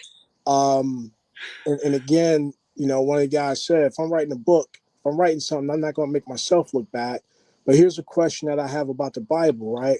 How the fuck did King James write his own version? that's my point. Same way Constantine did. Yeah, exactly. So now, right, I can sit down here and I can say something, and there's 5 other people on this panel, and I can get 6 or 7 different interpretations. Because you'll have an interpretation now. Then when you think about it, it's like, well, I think you meant this. So we have to look at it, and this is the way I look at it. People will read something and they'll interpret it the way they want to interpret it. And then they might go back down and write it down again. So, you know, I mean, I got it. And yeah, I mean, and also, you know, I feel like moral compass probably plays a role in that as well. Like, Well, but like see, you had people that were willing to rationalize some really messed up shit. Yeah, well, but see, back in the day. This is back in the day. Shit, how about right now? And this is what, you know, I kind of like get off the bus because we got all these God fearing, good Christian, good everything else, right? Yada yada yada. But you want to go up and bring your kids to a lynching. Like, how that doesn't sit right with me. If your good book is saying this and saying that, Well, good. It's good. That's good that it doesn't, because it shouldn't sit right with anyone. and like the good book for who? You know, Cut off because body parts. we Well, I think it's the idea that we have a lot of proof, not examples, but we have a lot of facts of good Christians, good Muslims going around doing terrible things to people that didn't look like them, talk like them, or think what they thought. So at that point, let's just go ahead and wipe that shit off the fucking chalkboard. But at the same time, that's not like exclusive to religion. That's like a human quality. Like as long as the human race exists in our current evolution. But here's the cool thing right here. We wasn't talking about the human race. We was talking about religions. But which is like spooky at the same time. Yeah. Yeah, and not speaking for Matt at all, but I think the point that Matt was probably hitting to is even absent of religion, you can have an atheist that's doing the same thing. Yeah, exactly. And so they don't even have a religion, and they still are like will rationalize that in their mind. Yeah. I understand what he's saying. That's what I call a human condition, right? Yep. Because you got something I wanted, I'm going to take it from you. That's just it. Well, you have a whole demographic of people that believe, the best way to get something done is do it yourself, and if you really want it, take it. Well, there is a portion in the Bible, and I'm not a thumper, I promise you, but when God sent them to the promised land and they had the giants there, which I really think was Jotunheim, but they had the giants there, and he said, go take the land. And he said, but God, there's giants there. And he's like, I don't care. I told you to go take it. It's your land. Go claim what's yours. Yeah. So I mean, Nazis are a perfect example. A organization that legitimately hated every form of religion. The only religion they wanted to exist was the party, and they probably managed to industrialize that concept almost more than any country on earth. Man, you know what? I think the Nazi party, they was throwing freak offs before Diddy. It was they got pictures of cross-dressing Nazis and stuff like that. They was into some weird shit. I mean, that wouldn't surprise me. There was I can't remember the exact name. I think they were called like Liedenhorn or Liedenschan or something like that. But it was basically children of the Reich. Yep. And these were like the epitome of what they considered to be the perfect Aryans. But the parties these kids would have like rivaled that of our 1970s psychedelic era. Well, and you're talking about the entity that literally created lethargic acid. Yeah. Like, and here's the funny thing too, right? Your Mennonites and your goddamn Pennsylvania Dutch and shit, all them motherfuckers, they go and take their Rumspringer and they get buck ass wild. Mormons. No, not the Mormons. I thought the Mormons did Rumspringer. No, you're the that's the Amish. The Amish. Yeah, the Amish Knights and stuff like that. But here's something. You're talking about Nazis and the pure Aryan race and shit, right? Blonde hair, blue eyes. Hitler had black hair and brown eyes. Make that shit make sense. Well, and that's the thing. Like, that's one reason why a lot of people said Hitler was so negative about himself and so adamant about trying to form something, because he knew he was trying to create a world he wouldn't belong in. Yeah. So, but and actually, I think that's a good segue into the original topic and shit, because you have people with all this power and do all this and everything else. Like we said last week, God made man, Sam Colt made man equal, and with the absence of firearms, you look all throughout history, the absence of people being able to defend themselves, right, and they get wiped out. Look at the Kurds. Look at Cambodia, Pol Pot. Look at Central and South America, right?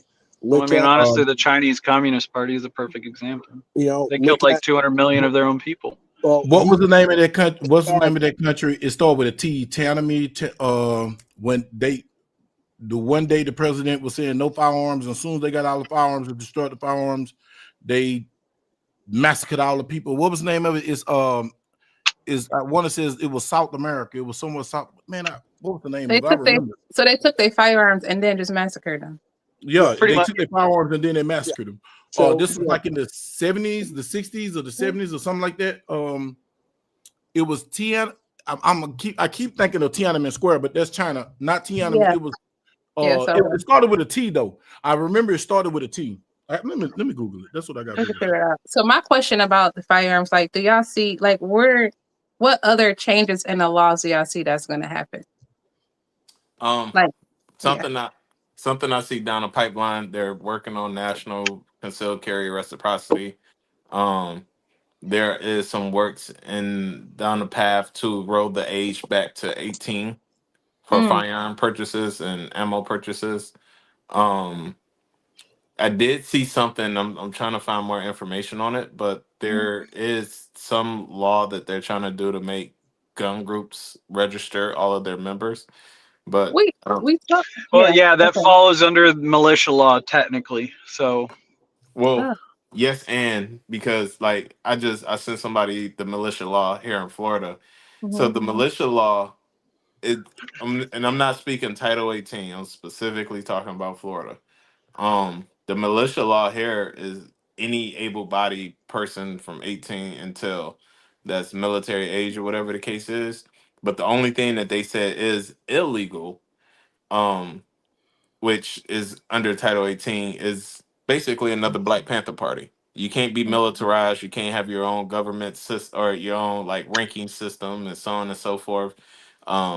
They basically don't want another Black Panther Party or well, Black all right, and Liberation Army. correct me if I'm wrong. I'm not an expert on that group, but weren't they kind of more on the concept of doing away with a system that specifically targeted them?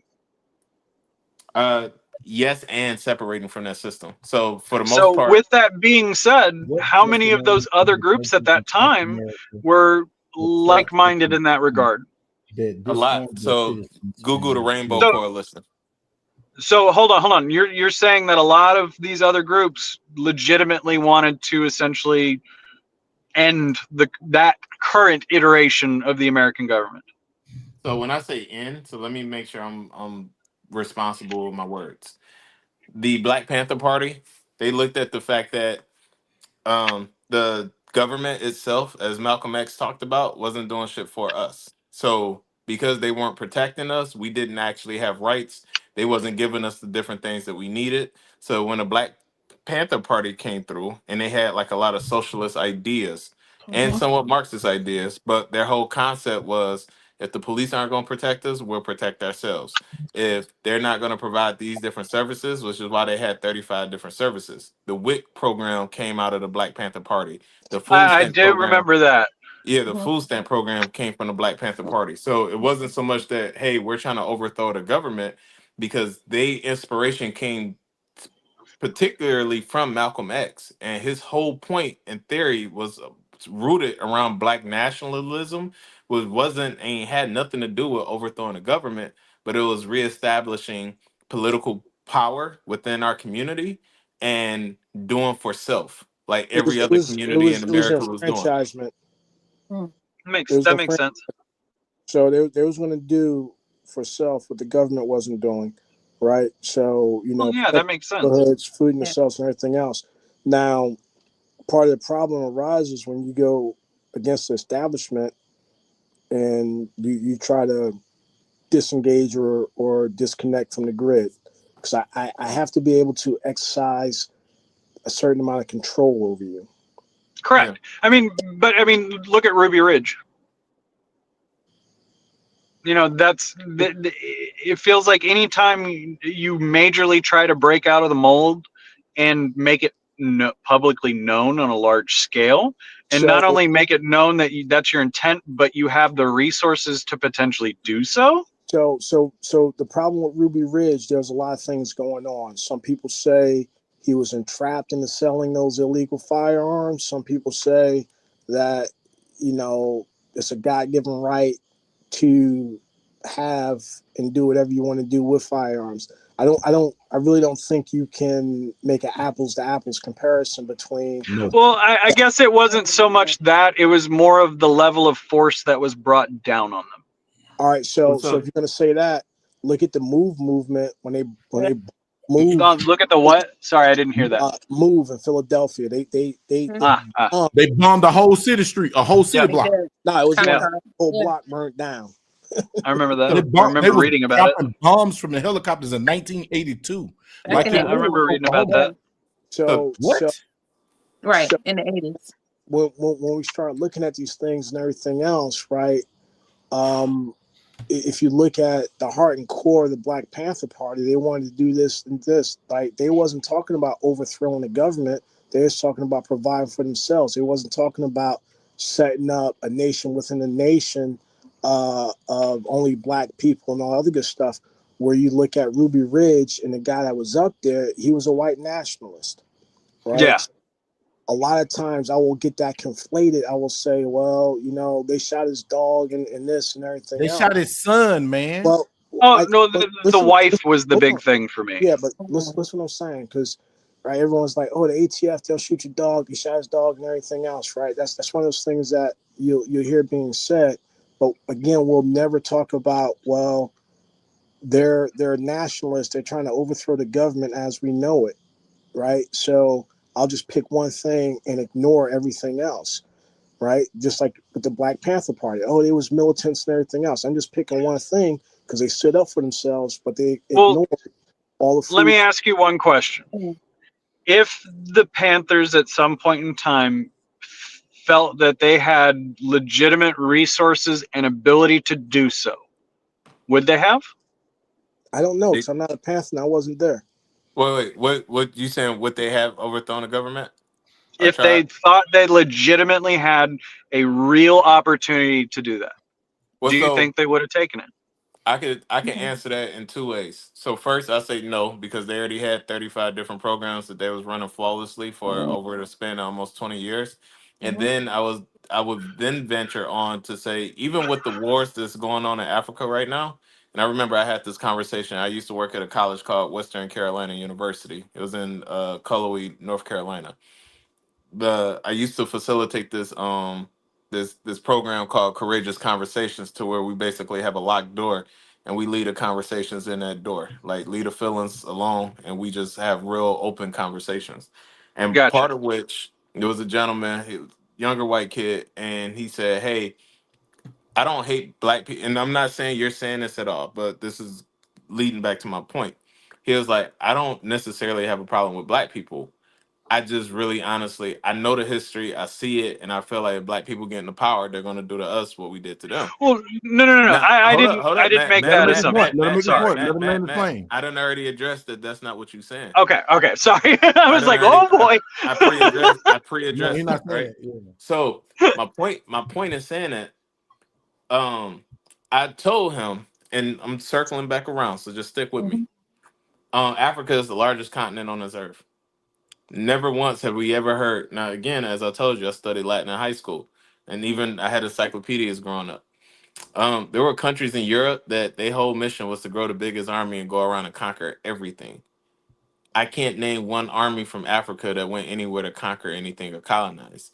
Now, bring it back to the Black people. We had Black Wall Street. They bombed it. We had a few of them. They bombed it. We had enough infrastructure, right, to kind of start to make moves.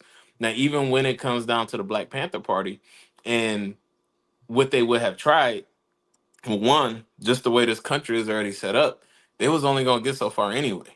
They was already on the FBI's watch list. Now, in that, when you got a group of people that is taking care of oneself, the Amish people, the Latin community, the Asian community, right? You got all these other communities that's able to do that, the Indian community. I'm from Detroit. There's a city just south of Detroit called Dearborn, Michigan. There's a Mexican town in Detroit, like in several other cities. You got these pockets where you got these communities that completely has a lock on everything, and nobody worries about them trying to take over the government. But here it is that you have these group of people, which at the time I don't even know if we was 12% of the population, but we are literally just trying to take care of ourselves. We tired of the police brutality. We tired of this, and the third. So it's just like, you know what? We'll take care of our own. Leave us be. If we need you, we'll call you. And that became an issue because now they couldn't hold us under their thumb. So what started happening from that is in just about every movie and book you could think of. But it's not in our nature to No. Our whole concept, and at least from what I understand, even what, like I said, they were inspired by Malcolm X. He didn't want to overthrow the government. He just, hey, until we are treated equally, we don't have civil rights. We don't have any rights. We just want to be treated equally. We don't care to take over a corrupt government. I don't care to have. When you To me, phrase it like that, that last sentence really kind of You cut out has the the. impact. I cut out. Yeah. I didn't hear the last word you said. What was the last thing you heard, Matt? I heard you basically say, well, the last sentence of why take over a corrupt government.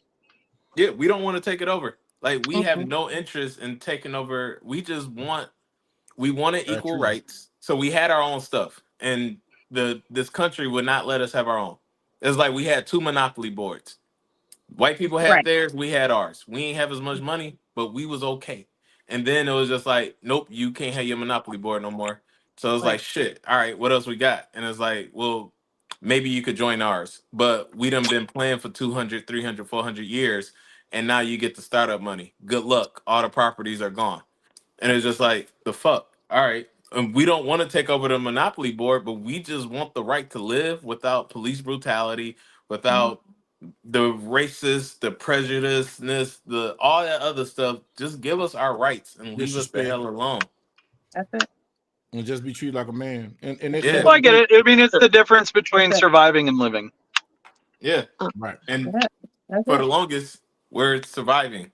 We still, I Yeah. mean, just like homie, the Lacey, I can't remember. Yeah, from LSU, Lacey. he just got accused of killing somebody and then he took his own life. Yeah, Come to because in find the out, he didn't police, do That. nothing. it's on a And body he cam that didn't the do it. police lied. That Like, Right. part. I'm not even a person to say, He was oh, just it's a kid. 2025, racism is dead or it's still alive. Like, I don't personally look for racism. Like, people don't necessarily have to prove it to me, but I don't count every single interaction as racist. Sometimes Well, you're and a shitty most of person. the May I interject here Go before ahead. we? Okay, so I want to bring it all the way back around the educator where we were starting, where you asked about Jesus and the color of his skin, and then we went on this history, and then we get around to with the with the Black Panther Party be considered someone who might want to overthrow the government. But we did get all of these other lessons in all of these other people who wanted to, all of these other, I shouldn't say people, all of these others that entities. were mentioned that wanted to overthrow things so that they could do things in their particular way. I'm just, I'm just curious or am wondering where the questions come from. It brings us back full circle to the identity that you were speaking of, Mhm. based off of the questioning. In my opinion, it seems that most are programmed and automatically assume, and it would have been easier for if anybody in American society to accept that that's what the Black Panther Party would have been about. And any other thing that they don't understand, and I'm not trying to bring it to race myself, you guys initially were talking about the No Child Left Behind, and then we went into things of who started the No Child Left Behind. Does anybody remember the names that were dropped at that particular time or the Part of me affiliation? feels like that was a big Bush thing. Yeah. Okay. But Somebody had even said, I before, can't but you remember who you it went was. back. I think your name is Matt. I think you went even further back than that and said that someone else, was it Rockefeller or someone that you Yeah. said? Yeah, that was Yep. when they Okay, had so the meeting in New we York. went on from Rockefeller to the educator finally getting to his question about Jesus's skin, to about religion and where it started in, uh, that somebody's skin could be one color because they spend so much time in the sun, this, that, and the third. And it's like we missed the whole point because of some of our maybe preconceived notions or maybe stereotypes or discriminations of our own. Just someone sitting in the chat, that's how it was perceived and that's how it Mhm. felt. So we Mm. did get a history lesson, but with the history lesson, it didn't seem to be any open understanding. Does that make sense? Well, or did anyone yeah, else no, feel that and you'll way? have to forgive me because I'm not exactly sure how you started this. What topic was started with all this? I kind of came I've into the been here the middle of whole it. And time. tried to, yeah, I'm just trying to take reference essentially from what I've heard as I come in. So, because originally, Bug told me this was a gun control conversation. So, but listen, this week Yeah, of Wednesday, it and we goes keep all talking. directions. Yeah, other no, that's topics. fine. That's fine. I'm trying to piece it together. It all ties in together because they talked about the pipeline that starts, and I think it was the educator that mentioned it's around that 7th grade. I teach 7th graders, so understand what you're saying. The No Child Left Behind, and trust me, in a classroom. Although I think that the No Child Left Behind might not be doing the most service to the kids, but as an educator myself, I don't just go in the classroom to stand in front of the classroom and say we need to do this and that. You know, as a teacher, you're gonna check, you're gonna know your children, you're gonna check those temperatures. You know when their day is off. They when you build that rapport with them, they come in and they let you know. So we're not just dealing with they pass laws, but they're not actually in these positions. We're on the front lines every day.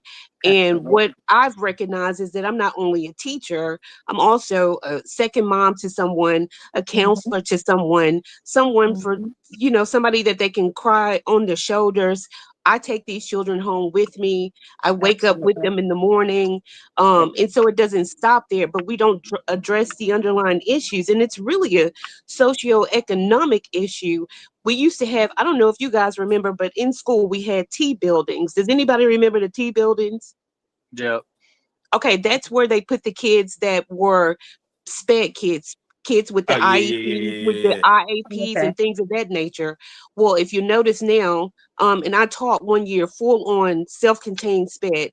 I had about 10 kids in that classroom. Right now, I have at my highest, I have about 30 kids in my classroom at one time. And a lot of those kids have IEPs or IAPs. But the more what is kids an that you put, IAP? it's an accommodation that they give. It's a 504. Yes. Oh. So Okay, sorry, but I've those heard of kids, IEPs, but I haven't heard of an IAP. Sorry. well, it's another thing that if it and it's federally regulated. So if you do not give those accommodations to those students, then guess Yeah, who it falls it's on? illegal. The teacher in the classroom. I can be Okay. sued for that.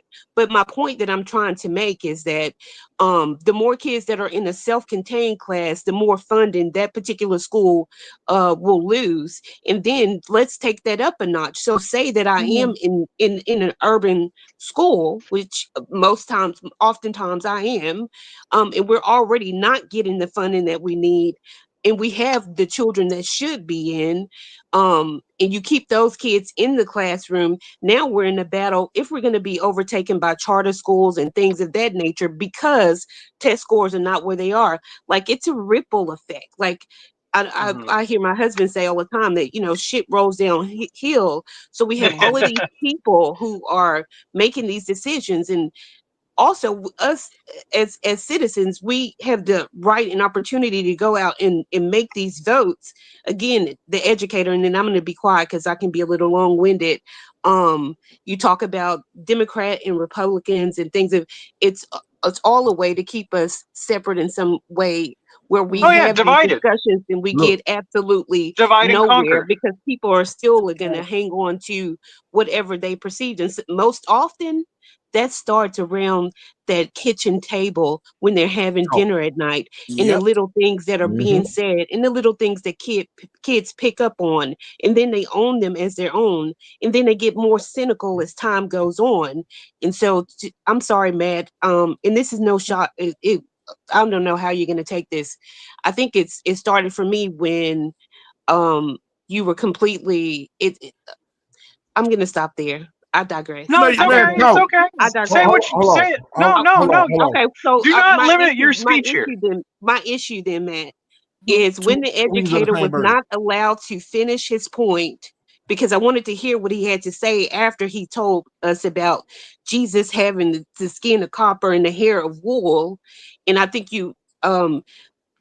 soon after, like, interjected there, and he was never able to get back to his point, because then it went on to all of these reasons why his skin may have been that way. And then it became something that we already see, that was already socially constructed in the United States of America anyway. Of this whole battle of who he, what he may have really looked like. That was the underlying tone for me. I don't know if anyone else felt that way. So I didn't ever get to hear the educator's point. I didn't ever get to hear that, because then there was a tangent and we had to go back and forth. We know that legacies were stolen. There are plenty of books about it out there. I've read books from atheists all across the board, in other religions. All the religions came from somewhere. And then I like the way, Matt, that it seemed like you wanted to crawfish out of it, because maybe it got a little bit uncomfortable. And so then you brought it around to where it should be. What's your personal relationship with the Most High? Which is where it should start anyway. Maybe we would start being better individuals. But I guess everybody could say that it in some capacity that they may be needing to be a little deprogrammed, like know thyself, and then go in and do that self-examination for yourself, so that we can be better individuals in this society that has already been set up to keep us divided, if it's divide and conquer. Because even small conversations like this is not about who knows the most or who has the most history. If we have the history, if we know the history, and they say that history repeats itself, but when we know it and we're not doing anything to stop it from repeating, then what's the use in knowing? Does it make sense? No, okay. Completely. Now I'm off my soapbox, the educator, because I thought you were being long-winded up there. I said, "Oh my God, is he ever going to give me a chance to talk?" But no, I appreciate. I appreciate You all get of in the where you fit in viewpoints. around here. Don't nobody wait on nobody. Okay, well, This is rude say around less. this. Say I didn't less. even know nobody was waiting. My bad. It's okay. Hey, bro, Because I be heard as there was a long-winded as chat. you want to. Don't let nobody control your win. You control your win. You hear me? Look, Oh, got you. Got you. I heard it was a chat, but I ain't see it, so I was just like, all right. Oh yeah, it's a chat. Oh, I yeah, put it's it a up chat. I want to address. I want to address It's a what the chat. teacher said. Right. Yeah, go ahead. Speak. A good Speak. point Crazy about man. being a socioeconomic thing, the funding and everything else, and decisions that's being made. Right. One, all politics are local. Right. Many of us don't go to our local board education meetings. Now, when she said people are making decisions, you got someone sitting 3,000 miles away making a decision what's going to go on in this school right here, and they don't Right. know the truth. They're shaping their narrative of what they want it to be, and they're saying this and they're saying that. So that's one of the issues that we got. So they're not letting the people that have the facts, that's on the ground, that knows what is needed in this school district, because it's not a cookie cutter thing, right? Because this school might need this school might need that. Little Johnny needs this, little Bobby needs this, right? So they handicap the teachers, in my opinion. Now, with that being said, one of the most powerful unions and organizations in the U.S. is a teachers union. So some of that leadership probably needs to go, because they got it twisted.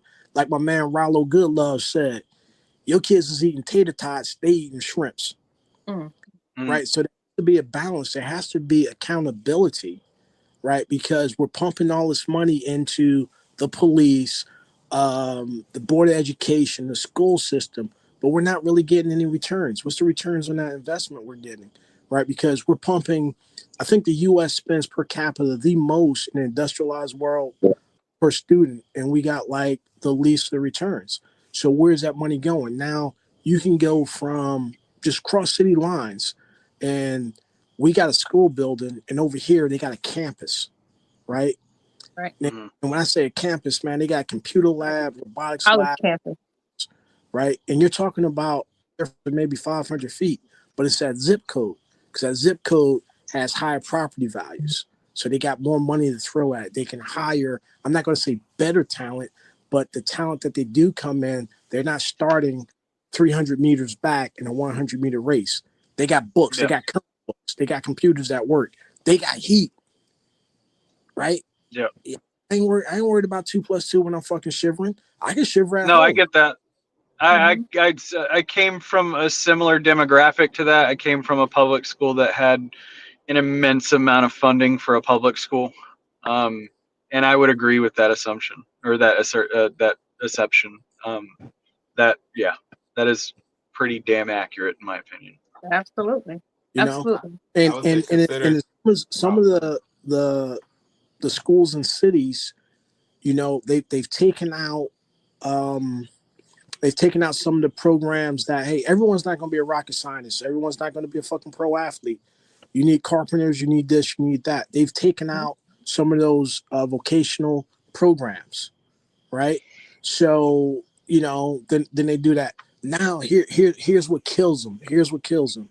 I got mandatory fucking testing at every state. And like the teacher said, if the kids don't fucking pass the test, who gets blamed? The teacher. Yeah. So I get blamed. Yes. I get blamed. Teacher, right? Absolutely. Yes, I get blamed. That's what I just said. I get blamed, and it impacts we're scored. So I'm considered a highly effective teacher, but if those students that I've taught, if those ELA scores are not looking good, if there's not a certain percentage that I am growing and that I'm actually moving, then it's going to ding. I'm ding for that. Never mind that the kids slept through the test and they didn't test with me. Never mind that. Yeah, and I may be considered no longer highly effective. Absolutely. They don't school. How you gonna learn something you don't show up to school? Or here's a cool thing right here, right? You spend the majority of your time teaching a test. So you're not teaching, they're not learning, they're memorizing stuff. Memorizing. Yep. Right. So we move and again, I was the one that brought up about how was the modern or the current education system based off of, who based it? It was industrialists, more so it was Ford. When it went to the factory system and everything else, like you said, I don't want you smart. I just want you to where you're not going to be a liability where I got shut down my production line. I think it was Rockefeller, real quick. Rockefeller founded the Department of Education. Let me interject because I feel like this whole conversation is about like idiosyncrasies of the system. And my argument is fuck the system within itself. The system itself should not exist. So to clarify, the Department of Education. So let me clarify, right? Please do. Fundamentally, I feel like if me and Bug have a disagreement, the best parties to resolve that are me and Bug, right? So voting is an abdication of responsibility. Regardless of who you vote for, you're abdicating your personal responsibility. So I'm an avid non-voter. Man, Tank, you. I do not believe in the system, right? Somebody said earlier that there's a lot of people that advocate for anti-government because they really want to control it. That is true. That is the overwhelming majority. But there are a few of us that advocate for government just because we don't like government in and of itself. I don't want it to exist to where I can wield it against you, or that you could wield it against me. I just don't want it to exist fundamentally. Okay. Well, I think voting in its purest form. Oh, sorry. Real question here. So you don't want the system to exist. I hear you. Correct. But the system does exist. Now, how do you help to impact change? And I'm not saying that you should be voting or anything like that. I'm not knocking that you don't vote. Are your kids homeschooled? No, they're not. They're in public school. You send them to public school. So we have this system in place that's going to impact your children. So I hear what you're saying. It sounds good. But what do we do because the system is in place? Yeah, it sounds good. But what's the action being taken? Because there is a system. So what do we do? So let me address that. I don't believe that there's any perfect system among humans that can exist because I don't believe humans are perfect. So there's always going to be some idiosyncrasies that are not perfect, no matter regardless. What we call it government, what we call it individualism, whatever. That's just human nature in and of itself. Let me ask you this real quick. Okay, so do you think that was the Oh, best? That was the best statement. I see. Like, did you say it for shock value, or were we No, really I trying said to it. get to something? I said it to address the issue at hand. Right. A lot of Right. times, the arguments boil down to, well, I think my representative should do this or my representative should do that. And I'm like, if we take the individualistic approach to it, I think we would be better off in the I long think run. that's perfect that you said it, because I'm one who's going to take the individual approach. I can't. I know that it's shitty. I know that things are what they require. I know all of those things are shitty. But in the next whatever, however many years, when my kids will turn 25, I want to be the teacher in their life that touched them in some shape, form, or fashion. And it doesn't necessarily have to be that they turn out to be a lawyer or they turn out to be a doctor or anything like that. But did I help them with some of those life skills that they may need and they're able to actually apply in life? Did I help them in some shape, form, or fashion that they would be a better citizen in this society, like that they would be a better person themselves? I can't say that every teacher takes that approach. I'm not in the classroom just having them to repeat every day. Let's take the record back and just repeat and repeat. I'm also making sure that some of those critical thinking skills that are removed from our curriculum are implemented back into it, because I'm busy doing lesson plans. Like, I'm on fall break right now, but I bet you I dig into those lesson plans and I bet that there are questions that are going to be incorporated that make the kids think beyond those telephones and any other shit that they told me that I need to present in that classroom. Does that make sense? So It does. if It does. just But know this. I think we're somewhat saying the same thing, maybe in different ways. You're Okay, saying help you're me. saying you're focused on the actual work that you're A- doing, right? Absolutely, 100%. And I agree with that 100%. I just don't know why that needs to be done within a system. Well, If the I don't know. Well, how? so let me Because reframe it. Let me Can we? reframe this question. If the system didn't exist, would you not have the same aim? No, I would have this. I would still have the same aim. I'm a Exactly. you call to teach, but because there is a system, and I know that I work within that system. I just have to keep pushing. It's kind of like how you deal with people. Like, people, we shouldn't do the generalization. We shouldn't generalize. I think that's why I was asking the educator earlier, who is we? Can you clarify we generalize so much that sometimes I think it removes us from actually making sure that we're dealing with the people, kids and people in general, not people in general, and people that we come in contact with on an individual basis, which is, overall a lot of what is wrong with society to begin with. Do you think? well, really quick. There's a system. I have to work within the system, but I can be authentically myself and show up that way every day. And who I am authentically, it's what I'm gonna do. And I'm gonna make sure that it's on an individual basis and recognize where the deficiencies are for my children. And that's just not within the curriculum, but all the way around. And I teach 170 kids, but none of them will tell you. All of them know that I love them, and by the end of the year they definitely know that I love them. Like, so, and that's the highest frequency that we could be vibrating on anyway. Like, whatever Right. you do, you should be doing it in love, and in I don't know what, and I won't go into any personal beliefs, but it should be done in love. Hey, I Every got teacher's not Really, that I way. really, agree. So really so quick. I deal with about the same, to me, the same amount of kids in general, right? But not within the system. So once again, my question is, if that can happen, right? And I do it in a different realm. I do it in athletics. You do it in education. I Uh-huh. get that, the fundamental difference. But then why does the system need to exist, right? Like, Well, let me ask you this really quick. listen, Let me yeah. ask you this, because I think I'm the middle child between y'all. When I used the last time I worked in education, the last few times I was working in education, I actually, um, in proxy, did a lot of NCAA work with academic eligibility at D1 schools.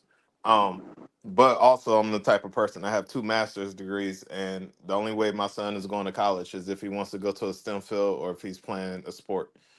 Um, that's unless he wants to do it later, I'm pushing him towards the trades, and I got other plans and so on and so forth. Really quick, Tank.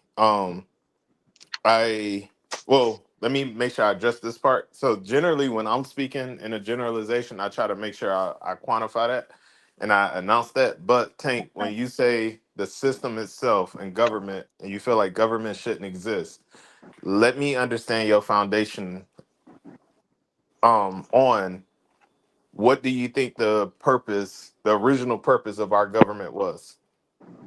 That's So beautiful. I'm waiting for the answer. Go ahead, Tank. So I think I said it earlier, but it may have gone to the wayside. I fundamentally believe that any conflict is best resolved by the players within that conflict. So, educator, if you and I have a conflict, I feel like you and I are the best entities to resolve that, Okay, right? really quick. Not some representative of us. And if we can't come to that, then so be it. There, Right. there So isn't, there isn't, there isn't, there isn't a resolution to be had, right? perfect. So if I'm gonna repeat and rephrase to you what you just said, just to make sure I'm on the same page with you before I send my follow up. So Okay. basically, private matters are between private parties, and government shouldn't be involved in private matters. Correct. Correct.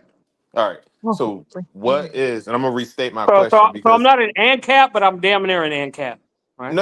no, you good. So I'm gonna restate my question because maybe I didn't articulate it right. I So Okay. love the restatement. Yes, go. what do you, from your knowledge, what was the original purpose of the government that we have in this country to, well, that the government that we have in this country, what was this original purpose after King George? Mm. Defiance. No, No, representation without Mm-mm. at its fundamental core, representation, No, So equal the I government equal was representation amongst different groups, different geographies, whatnot. no. The no. federal Because government. we are stratified with, The federal government was actually set up. Their main purpose was to regulate interstate commerce, and he they didn't only he didn't he didn't specifically say federal. he didn't. that's I the only didn't. he got. So Oh, so we have federal, we have state, and state is a byproduct of federal because the governor and the mayor are all on the executive branch of government. They all report to somebody, and it ultimately goes up to federal. Just like we have state level So National correct. Guard with the president. So let me caveat this. While I'm not a fan of the system or fan of government, I do think that the most effective form is the closest to the individual.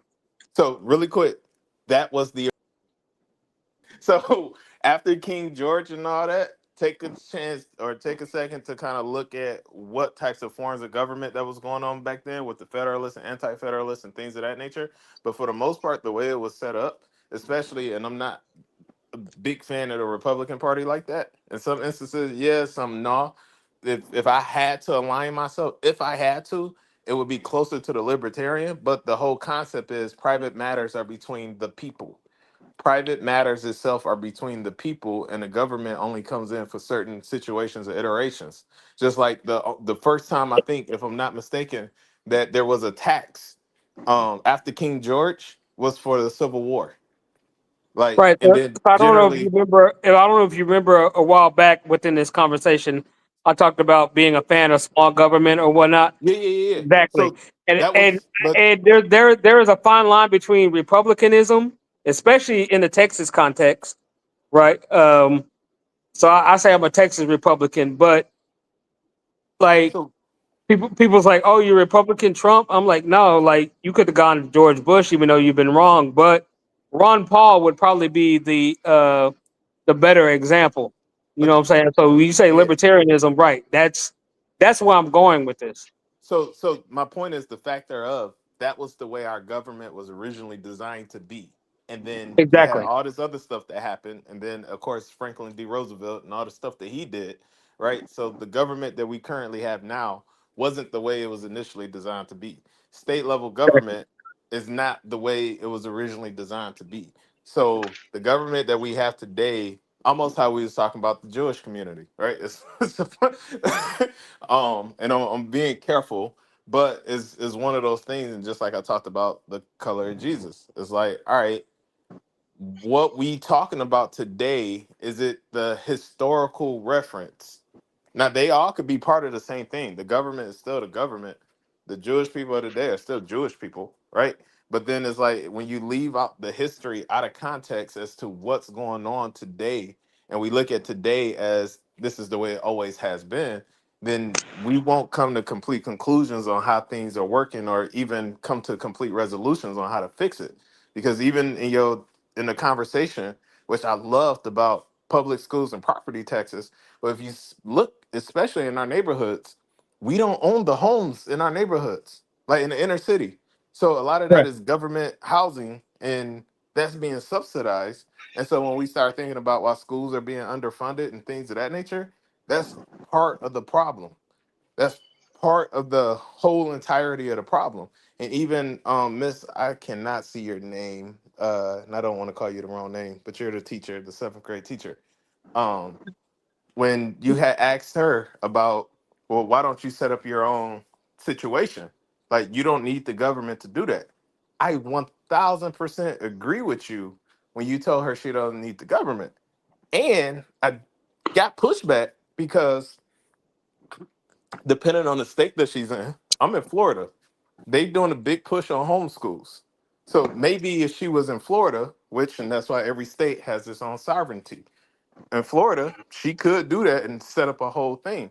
But if she's in a state that doesn't allow that, well, now you risk the situation of all these kids going through this particular situation, and now they're not getting an accredited program.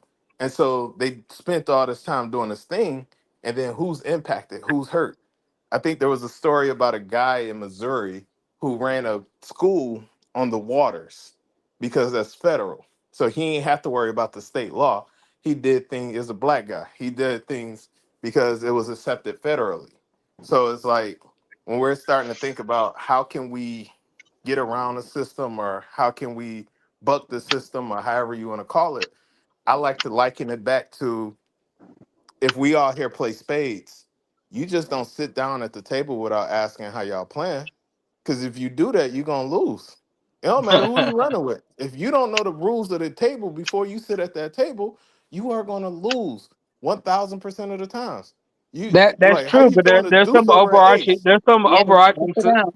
to work within your analogy. There is some overarching elements though. Like if you call 3 books and you only got 2 and you don't renege, nigga, get up off my table. You I don't follow care me? what the house rules is. There's no house rules that say you can renege. What do you Yeah. Please mean? don't. So so that part. So it's like it's one of those things to where I think it's a lot of different things that are possible, but I think it's just part of where we have our disconnects is we don't know the full history, or know how kind of the foundational elements of certain things, just to kind of work around it. And I think a lot of it starts at one, of course, going back to the foundation, but two, learning the rights. Once we kind of really learn what we can do, like what's written and our abilities, I don't see no reason why we can't. Like, they took out the VOTEC programs. I remember I had that when I was in Detroit.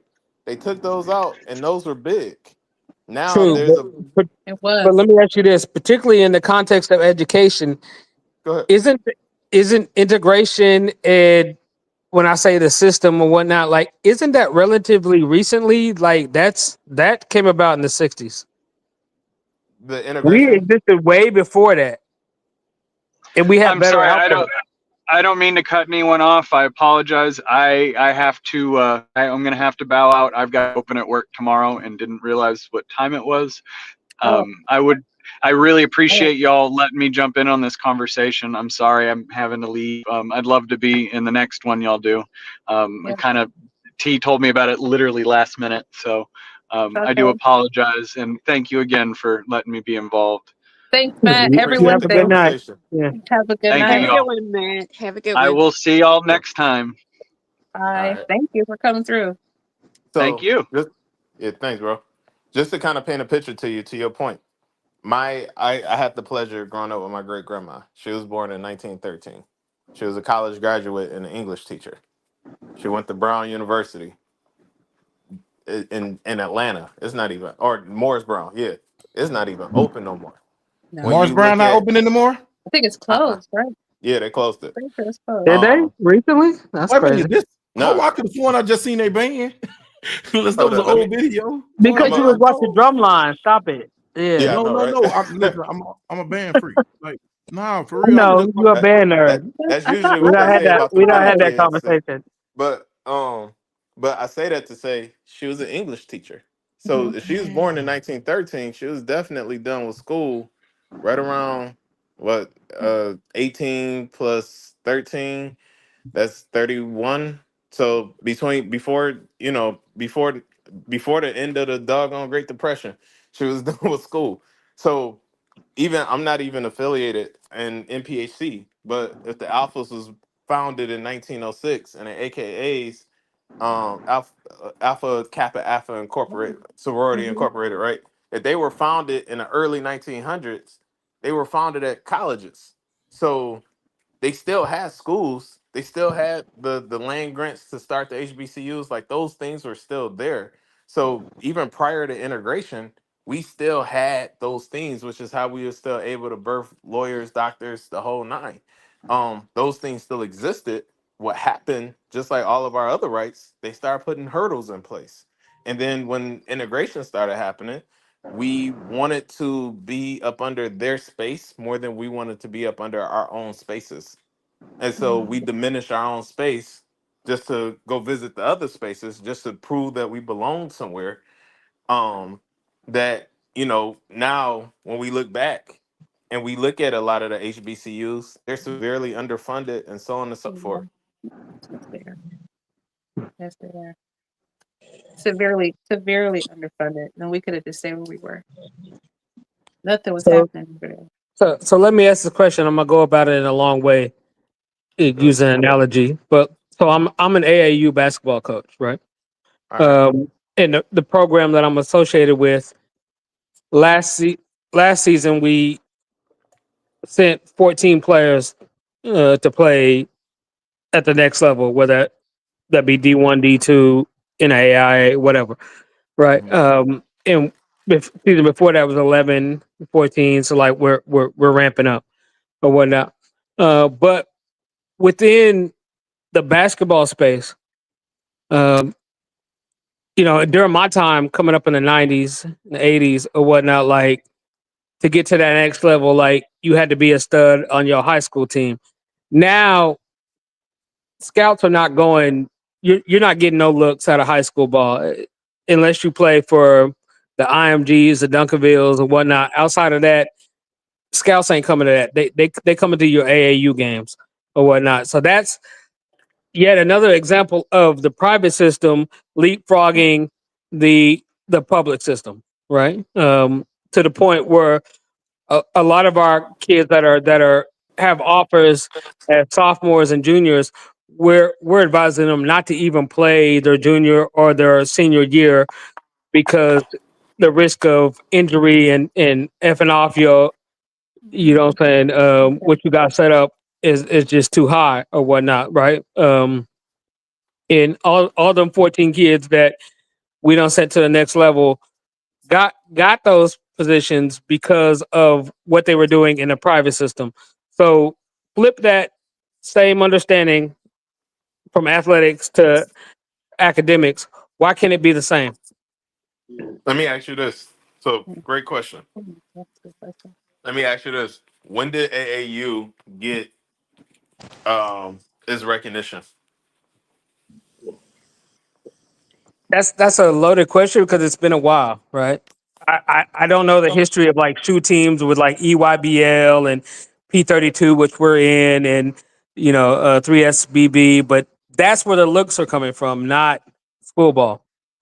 Right. So my point is saying that because that's true on a lot of different levels. That's true on the select soccer teams. That's true to some regard with AAU. Well, a lot. I mean, I know when I worked in athletics, Track, people were same still being thing, right? recruited. Right. Huh? Track Oh, is the same, right? yeah. So people were still being they were still being recruited from specifically high schools. So in that, I would just say when we think about AAU being private, and even to the extent to where, from my experience and just conversations that I was having last time I worked in the sector, AAU started to actually become whitewash because it became so much of a money game that people couldn't afford it, that they started just revisiting and going to the camps and different things of that nature. And that's something where football still shines because they don't really have a private leagues like that. But the people that show up to the camps that's over here that's doing this, that, and the third, that's that. But let me get back to basketball since that's your area. Um, I say I just like you, I don't know the full history of AAU, in which at the same time, when we're thinking about AAU, whether or not if you could play basketball, that's not an accreditation factor because that kid could play AAU all day. But I could tell you 1000% from NCAA academic eligibility, if they ain't got them grades, if they ain't got them test scores, they not going nowhere. They might go to JUCO, but they not going nowhere. They Right. could be as great as they want to be, but they ain't going nowhere. They have to be at an accredited school, taking accredited classes, and making sure that that accreditation is good so that they could continue to move forward. Now, whether you could hoop or not, you might get picked up from the rucker, you might get picked up from the park, whatever the case is. They'll come find you if you that good. You making that enough noise. Nowadays, people could put their mixtapes all on social media and make something happen. Right. But when we're talking about the school system, of course they make private schools, but those private schools still have to have some type of accreditation. Even the situation with, and I don't know everything that's going on with this dude's school, but with Dr. Umar Johnson, people talking about it's an accreditation thing, and it's just like, right, so you wouldn't go to a college that's unaccredited. You'd be wasting your time and your money. You got a piece of paper hanging on your wall that ain't worth the time it took to print it. So it's the concept of, if I go through this training, if I go through this program, and there is no accreditation behind it, because when we start thinking about accreditation, now you start thinking about insurance and vicarious liability. Just like if you came to me, and Tank, are you a firearms instructor? I am. Yes. Perfect. If actually, I'm gonna reverse it. I am one too, but let's say I wasn't. I'm a Mhm. training counselor, but let's just say I wasn't at all. And I came and I said, "Hey, bro, let me RSO your classes." What's the first thing you're gonna ask me? For some accreditation or something, right? Like One you to thousand prove percent. somebody. Right. Now I could say I went through NAGA, I went through NRA or USCCA, and you're like, all right, I could probably take those. But if I just make up some company, oh, I took Tactical Education Defense RSO course. What you gonna say about that? Yeah, exactly. Right. Yeah, And you be as like, of a year or two, if you said Naga, I've been like, yeah, come back. Right. right. That's my point because it doesn't have the accreditation to stand behind it. And the other part is, even though it could be, now it does, but at that time, it's like, yo, you could have that, but if something happens, my insurance is gonna look at me like, what the hell was Naga? What the hell is this other Yeah. company? You ain't, The Naga. And We're gonna and get on Phil it. is a personal friend of mine. Like I get it. Yeah. yeah. I have a question. Go The ahead. educator, that funding that we speak of for like the private schools and maybe say even a charter school, do they get the same state funding or some of the same state funding that the public schools would get? Do you know that? Do you know? I'm not sure. I don't I'm think they I'm do, but I'm not sure.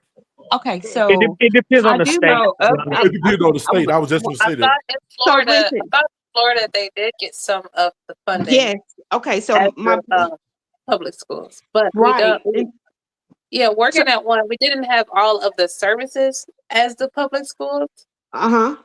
Yeah. However, we would encourage the parents to, like, if they had IEP plans and we couldn't service that, we would encourage the parents to put them in public schools. Some of them did, and others was like, well, your school hours work with my work schedule, so I can't, let them in that school. But I think plus we had to follow a lot of the rules from the county. Yeah. And I Hey, want, but I want to so swing that back. I've I want long to swing that. advocated for the funding to to follow the child and not the geography. Well, but Tank, I want to bring this around to a point that you were making. Okay. So we were talking about the AAU schools, and you guys were talking about the money or the funding for that. I think something about it takes that money, and that's who they were looking at. And then you talked about the public schools and them being underfunded. But we know that they're opening up a lot of people are opening up these charter schools, or they're opening up these private schools that get some of the same public funding that we need in the public school, some of that same state funding in the public school. They're doing it for the athletics department and still doing the children a disservice because they still have to go to JUCO because they still don't make the grades. Or we talk about the No Child Left Behind. They definitely don't leave the child behind by giving them the grades, by cheating on those state tests so that the kids can get to where they need to be, and they end up still not knowing how to read in the NBA at this time. Like, do you see how the cycle just continues to perpetuate itself? I do, and I address that because I'm in a very precarious situation right now. Like, my son's team is a shoe team, a New Balance team, and I pay $300 a month for him to walk in the door to practice with them. Not no league fees and all that. Just base fees, $300 a month.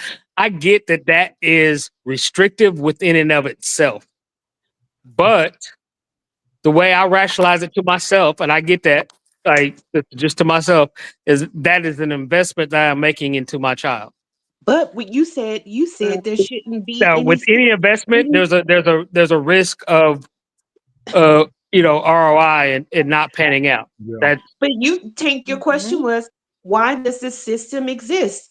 However, you feed into a system. You pay the $300 extra with no guarantee that your son is going to have any playing time or anything like that. You feed into the same system that you don't want to exist, same one, or the institution system, that whatever you called it. You feed into the same one that you're talking about. We should be able to do that, like one-on-one type deal. However, you're dealing within it, and it's for the betterment of your son. I understand that, but you're working within that system because you know that system exists. So, like, even in a perfect world, but you have to be able to acknowledge that you are still the same thing that you don't want to exist. You are actually involved in that thing in a real contributing way. to it All the time. Thank you. I am because I'm pouring shit into it. So that's why I advocate, as I said, specifically within education, is that the money within the system, right? I pay property taxes. I'm a homeowner. Like, that right now goes to the public system. If I take my child and go put him to private school, the same amount of money, the exact same amount goes to the public system, and everything I put to the private is out of pocket or whatnot. I advocate that the best solution for that, within the framework that we have right now, is competition. So if that money followed my child, and your public system is not competitive to the private system, and I choose to take my son to the private system, and then Bug makes the same thing, and then educator makes the same thing or whatnot, then either you as the public system either a men's course, or you go out of business. No, let them land the plane. We don't ever start off on the same ball court. Like, you tell me I can only practice on half the court, but when your team comes in, they get to run the whole court. So my team is always a step behind to know, it's not to here, right? with no blame of anyone else. We're still always there's no. It's not an even playing field here, or playing court for your for. I get that. So let me address that, because when Bug sent me the link, however you advocate, I'm not arguing. I'm just no. I have an answer for that. Sure, because I'm not going to forget what you said. Look, however you no, do I want you to? But let me say, so when Bug sent me the link for this maybe an hour hour and a half before this started, right? At that time, I was on the court with both of my ninth grade teams in practice, right? And they were whining or whatnot because I was running a scrimmage. I put all the bigs on one side and all the guards on another, and they're like, "This ain't fair. We can't get through them." And I'm like, "Shut the fuck up. Why are you telling me?" And mind you, I'm talking to ninth graders. This is literally what I said. Shut the fuck up. Why are you telling me about fairness? Life ain't fair. Deal with it. I purposely did this on purpose, right? And these are Well, 14-year-olds. So if I but can say this to let me tell you 14-year-olds, why can't I say this to adults? you can tank, but the advantage that they have is they know the system they're playing with. You are the system because you are the coach. They know coach. They know coach is going to come out here, say some shitty ass words to us and tell us to get with it. We have to learn it. So I'm still behind. I still But have to learn it. why doesn't the logic transcend to this situation? I'm sorry, say it again. Why doesn't the You, same logic? I get that it's not this fair, isn't but I don't aim I for just fairness because that's I not gave realistic. hold Hey, on. I didn't say hey, anything hey, about hey, fairness, it's although I don't like injustice. I didn't a say anything slightly. about fairness. But what is fair for those boys that you put on separate sides, some way bigger than the others, and the itty bitty boys on the other side, and they said it was unfair? They said, I did not say. I'm talking about the system that you talk about, and that is it should be competitive. See, the boys, what the boys know is the system. You are the system, Tank, because they know you as a coach already.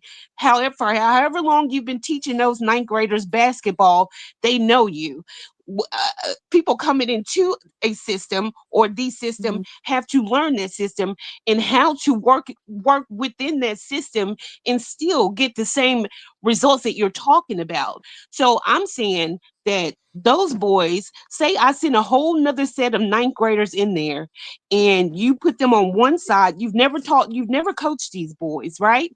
And you put the big ones on one side and the other ones, and you told them to shut up and stop fucking complaining about it, in your words, they would be at a disadvantage than the boys that you have been coaching for, say, a year or two, because they don't know Coach Tank. They don't know him. They have to learn, and so they're going to have to push through it. And those boys, you might see them cry a little bit. The boys that you're talking about, they just going to talk a little shit, never let coach know that they're talking a little shit because they know coach didn't play that. The other boys, we don't know in which ways they will break.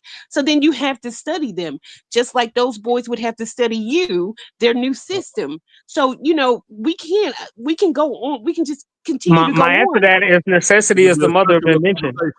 I'm sorry, what? So, My answer to that, I understand what you're saying, but my answer to that is necessity is the mother of invention. That's exactly why I did it. Oh no, you did it. You So did you it to taught them boys that already the knew whole you. I lesson. think. Does anybody else get my point, Mister? Yeah, Yeah, hey, we get your Educator? point. real We quick, get your real point. quick. Get it. Hey, real We quick. get it. Hey, real quick. One thing, right? Go ahead. A lot of people say this phrase, a rising river lifts all boats. That's good if you have a boat. If you ain't got a boat, you assed out. Yeah, it's drowning. Now, one thing about like what Tank did, and like when you play the sports and you do this, you know that practice is practice. It's going to end, right? So Tank, I understand what you did, and it's likely I understand what you're saying, because sometimes we try to prepare the path for the kid when we got to prepare the kid for the path. So, and that's a double-edged sword. So, again, getting back to the school funding, right? A lot of people, a lot of states and municipalities are trying to go to school vouchers, right? They're not going to give all the funding that they would give for public school to that private school or institution. They're going to give a percentage of it. Some of them, they'll give the whole thing. And what that does is, as we gravitate away from the public system, right? Because let's say they give 75% of that funding. So I'm a for-profit school, because at the end of the day, I'm in it to make money. I don't give a fuck about the kids. I'm trying to make money, right? So now, as you take that money out of the public school system, the public school system gets worse. So you just can't say, well, hey, if they can't step their game up, fuck them, they fall by the wayside. Because Yeah, what you're doing is there's a lot of disadvantaged, underprivileged people that can't afford that 15% or 20% to go to that school. So now they have less resources. So it's one of these perpetuating things, right? What you do on this side should have an equal outcome on the other side, but it doesn't, right? It becomes a it's called the law of unintended consequences, right? I have a military background. I know when I go to do something, I know they're going to call index. 24 hours, 36 hours. All you got to do is for a certain amount of time, right? When you go to war, there's no index. So when we get out here and we practice these kids and we do this and we say it's character building and everything else, that's going to end. When you get out there in the real world, in the real world, hey man, it ain't no rules to the game. So in the public school sector, I have to prepare them to deal with that, right? We're putting a lot of investment into athletics and all this other stuff. Let's talk about the flip side of that coin. You're the best. You're the number one pick in high school, AAU, whatever organization you play for. You go out there, man. You doing fucking all this shit and everything else. You're changing the game, and then guess what? You get hurt. But I was so focused on athletics and all this and everything else, I don't have anything else to fall back on. So now, what do? You just fall back into the system, and you're not prepared. So it's great if you can use your athletic prowess to open the door to get ahead. That's great. But again, think about this right here. How long is a professional athlete's career? 4 to 6 years. 4 to 6 years, right? As a manager, how long is my career? Indefinitely, right? As long as you got help. Now, unless you're one of these athletes that can play multiple sports throughout the times, you got a little bit of money, right? Mm-hmm. How many athletes as a manager can I manage? Many. So, Many. Again, athletics builds something, it gives them something, everything else. I still need to have the brains to understand the system. And speaking of government and systems, right?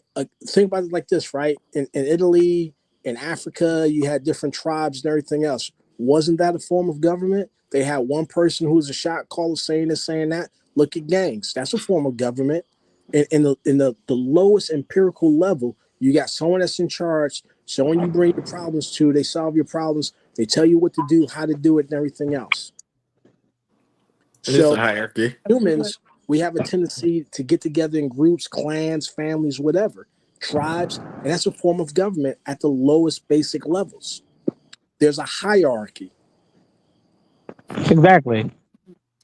So on that point, I just want to say we can An continue. 11 Bravo just at a basic, you know what I'm saying, like is not equal to you know what I'm saying, to a Delta operator, but that 11 Bravo still has to know basic shit not to get his head fucking blown off in war. Like, yeah, but Tank, right? You're looking at it. You ease up on them, like, or are you harder on the buck? You're looking at mic out your throat, Tank. That thing too the deep 11 in your Bravo mouth, and 18, 11 Bravo and 18 Bravo. Someone might be an 18 Bravo and they just passed the course. That don't mean they're skilled. I know plenty of fucked up 18 Bravos. I know plenty of fucked up Bravo. We don't know what an 18 Bravo is. What is an 18 Bravo? It's an MOS. Of course, it's I know it's an MOS. I know it. I'm just right. You knew exactly what it was, Bug. You just try to, yeah. Because listen, I just want to say that we can continue this in the back chat. I just want to end the live for everybody. Hold on before you end the live. We can't end the live. Nah, hold on. You gotta stop. You gotta stop being a pussy. You don't let Tank overtalk you with the microphone down his throat, and you just gonna give in and pause. I was like, man, this Wicked wins. You know what time it is. Why did you use the analogy down your throat though? Like, because it was in your throat. Because you sound like. I was like, damn, Tank, boy, you sound like the girl that was trying to talk. Tell us why that's what. Tell us why that went.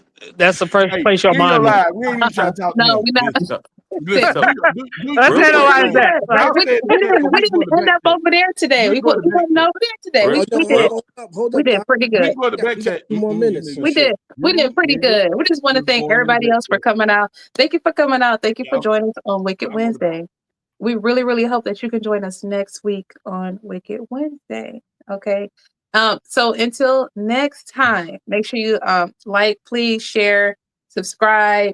Hit my cash app. Hit the cash app if you want to donate to his mental health fund. Yeah, I'm mental. Hit the cash app. I need help. You closing us out, bud? Man, I appreciate you for coming in. Y'all need some therapy. Y'all hit up Get Therapy on Instagram. What are you on? What are you on Facebook? That's it. Oh yeah, it's Grow Empower Transform Therapy. Yeah, it's Just all that shit. Look in the chat. Just look in the chat. Put that stuff in the chat. You know what I'm saying? Yeah. So I don't know why she don't be promoting herself, man. Hold up, bro. Let me bring her brother up in here, man, because you know. Oh yeah. Hold on. Here we go, man. Shout your channel out, bro. You know what I'm saying? Put all your info in the chat so they can look you up. It's my favorite big brother. Favorite big brother. What up, though? I tried to join the chat and then it kicked me off the stream. So, I did it. Yeah, my bad. So, you good. We got to get rid of them because they're the gonna talk brand, LMB the educator, LMB for the beginner of the brand, it means let me bang. The company is Tactical Education and Defense, and we do firearms, medical safety, and security training. You can find me on I want to say YouTube. It's either LMB TV or LMB.the educator. On IG, LMB.the educator. Same thing as TikTok. Facebook is Tactical Education and Defense. And I want to say I am starting a new website, and it's lmbtheeducator.com. So type that into the chat while we wrapping this up. So like I said, I'm trying to type into the chat. Yeah, The studio chat or the comments. Oh, the comment in the comment, not the backstage. Hold I up. was in the backstage cutting up. I hit connect and like I chose it. Hold up. Yeah, you put in the comments, see. Put in the comments. I was trying to put it in there too. Hold up. I'm trying to log back in. Okay, because you put it in the comments and you know what I'm saying, I believe in support. And then when she told me, she was like, hey, my brother in the firearms, I was like, man, you already know that's all. Yeah, you trying me. Like I have to be educated. Like I have to know the history. I have to be educated. I have to he don't let me slide for nothing at all. Well, I'm gonna tell him what he did let you slide. You was wrong for that Phoenix. That's all I'm gonna say. Can we just not talk about that? Hey, now it's telling me it's having troubles connecting my YouTube account. So I'm gonna copy it and I'm gonna let y'all just copy it and paste it and put all that, put your TikTok, put everything in the chat, man, so that everybody can know how to get hold to you. And then Denise get on my nerves because she don't never put us stuff in the chat. She just thinks she grown. You're not grown. I'm grown. Yeah, and she just think you grown. And Tank, you want to put your stuff in the chat. You know what I'm saying? Because my boy Tank, majority of the people up in here, military firearms instructors, you know, we in the community, brother. And even though they wild, but they some educated brothers, man. They just it's Wicked Wednesday, man. It's the only day of the week that we get therapy and echo food and talk real stuff. Good. Because it's supposed to be about firearms, but it went to education. It do this. That's what it does. Yeah, no, ain't nothing to offend me. I was having fun with it. Hold up, CATION.com. So and just real quick, I mean, why are you putting it in the back? Don't worry about it. Because I told you I tried to connect and it said it couldn't connect me. Oh, so don't worry about it. I got you. Yeah. But the last little part I was gonna say, since I'm plugging, just to kind of get some of my background real quick. So hold up, I'm pulling it up because I got a whole bunch of stuff in here. All right, so Masters of Education, MBA in Data Analytics, American Heart. I'm a BLS instructor, basic life support. Yeah. Honorment Systems and Procedures. I'm a Be Your Own Defender pepper spray instructor. For NRA, I'm a Chief Range Safety Officer, pistol, rifle, and shotgun, and refuse to be a victim instructor. I'm an Advanced Range Master through Tom Givens program.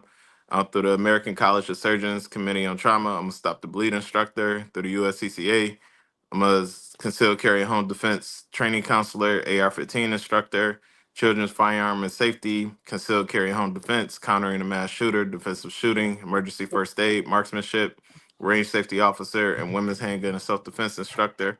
Through the state of Florida, I am licensed in armed and unarmed security, and I am an unarmed security instructor. And again, I mentioned both my master's, bachelor's in kinesiology, my if I could get the word out, my associates was in exercise science.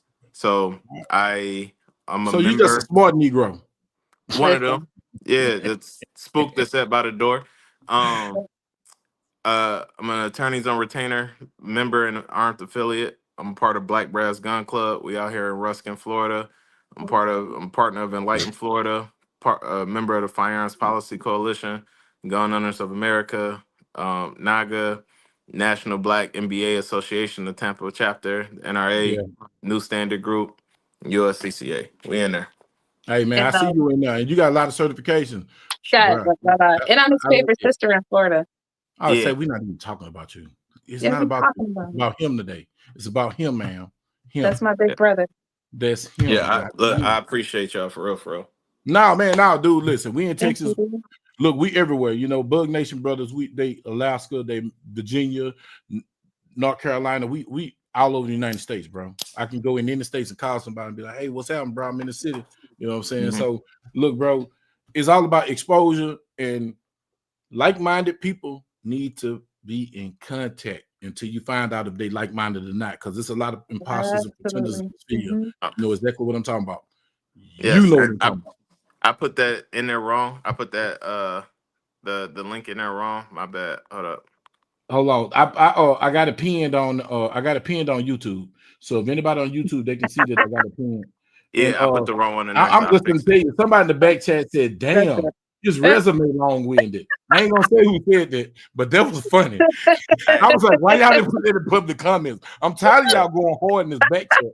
Y'all should put that in the comments. That was funny. Well, I've been up since 6 this morning, and I've been teaching all day, so it is what it is. Hey, I say, look, you hear what he said? Make sure you subscribe. Yeah. Make sure your subscription is active, and hit the bell to notify y'all that Bug is on YouTube on Wednesdays. It be me and Denise. We be on Wednesdays. Look, my response is long-winded, but I'm the only one that ain't getting no incomplete answers. I'm saying. Just saying. Talk that talk, boy. He with it. He with the shit. Say, you know, if the attention spans wasn't so short, you know, it wouldn't be long-winded. But that's what you get when you get educated people doing the actual research and telling you, breaking things down the way they need to. So I understand when it's unfamiliar because it feels weird. But it's all right. Just let it happen. You'll get used to it. I'm so messy. Y'all see TackleBury messy than a motherfucker. Just mess. Hey man, look, we appreciate y'all for coming through. We finna go in the back chat. Y'all can hit that link. I put that link in the thing. If you can find it, because I sent people their actual link, because this wasn't one of them shows where everybody come on today. It was one of them shows that we was trying to get some business taken care of. But hey, it went the way God wanted it to go, because we tried to, you know what I'm saying, go to where we want to go. Look, bro. Right. My boy DJ Play Nice, man. Thank you, DJ Play Nice. DJ Play Nice, put your channel on. I appreciate you, DJ Play. I love the Bug Nation, man. You see my people come through. They come through. You know what I'm saying? They heard the request and they came through with it. Man, you know, shout out to everybody that came up in here. And I appreciate y'all. Y'all getting this back chat. Let's talk this shit. You know what I'm saying? And hold on, y'all, because y'all didn't hear it today, but y'all gonna hear it, goddamn it, before we leave here. We will leave here out. We leaving out on this. Because I didn't even play it coming in. We jumped in just like we grown or something. You know what I'm saying? Just jumped in here. I'm grown. We out of here. Y'all know what time it is. Y'all know what.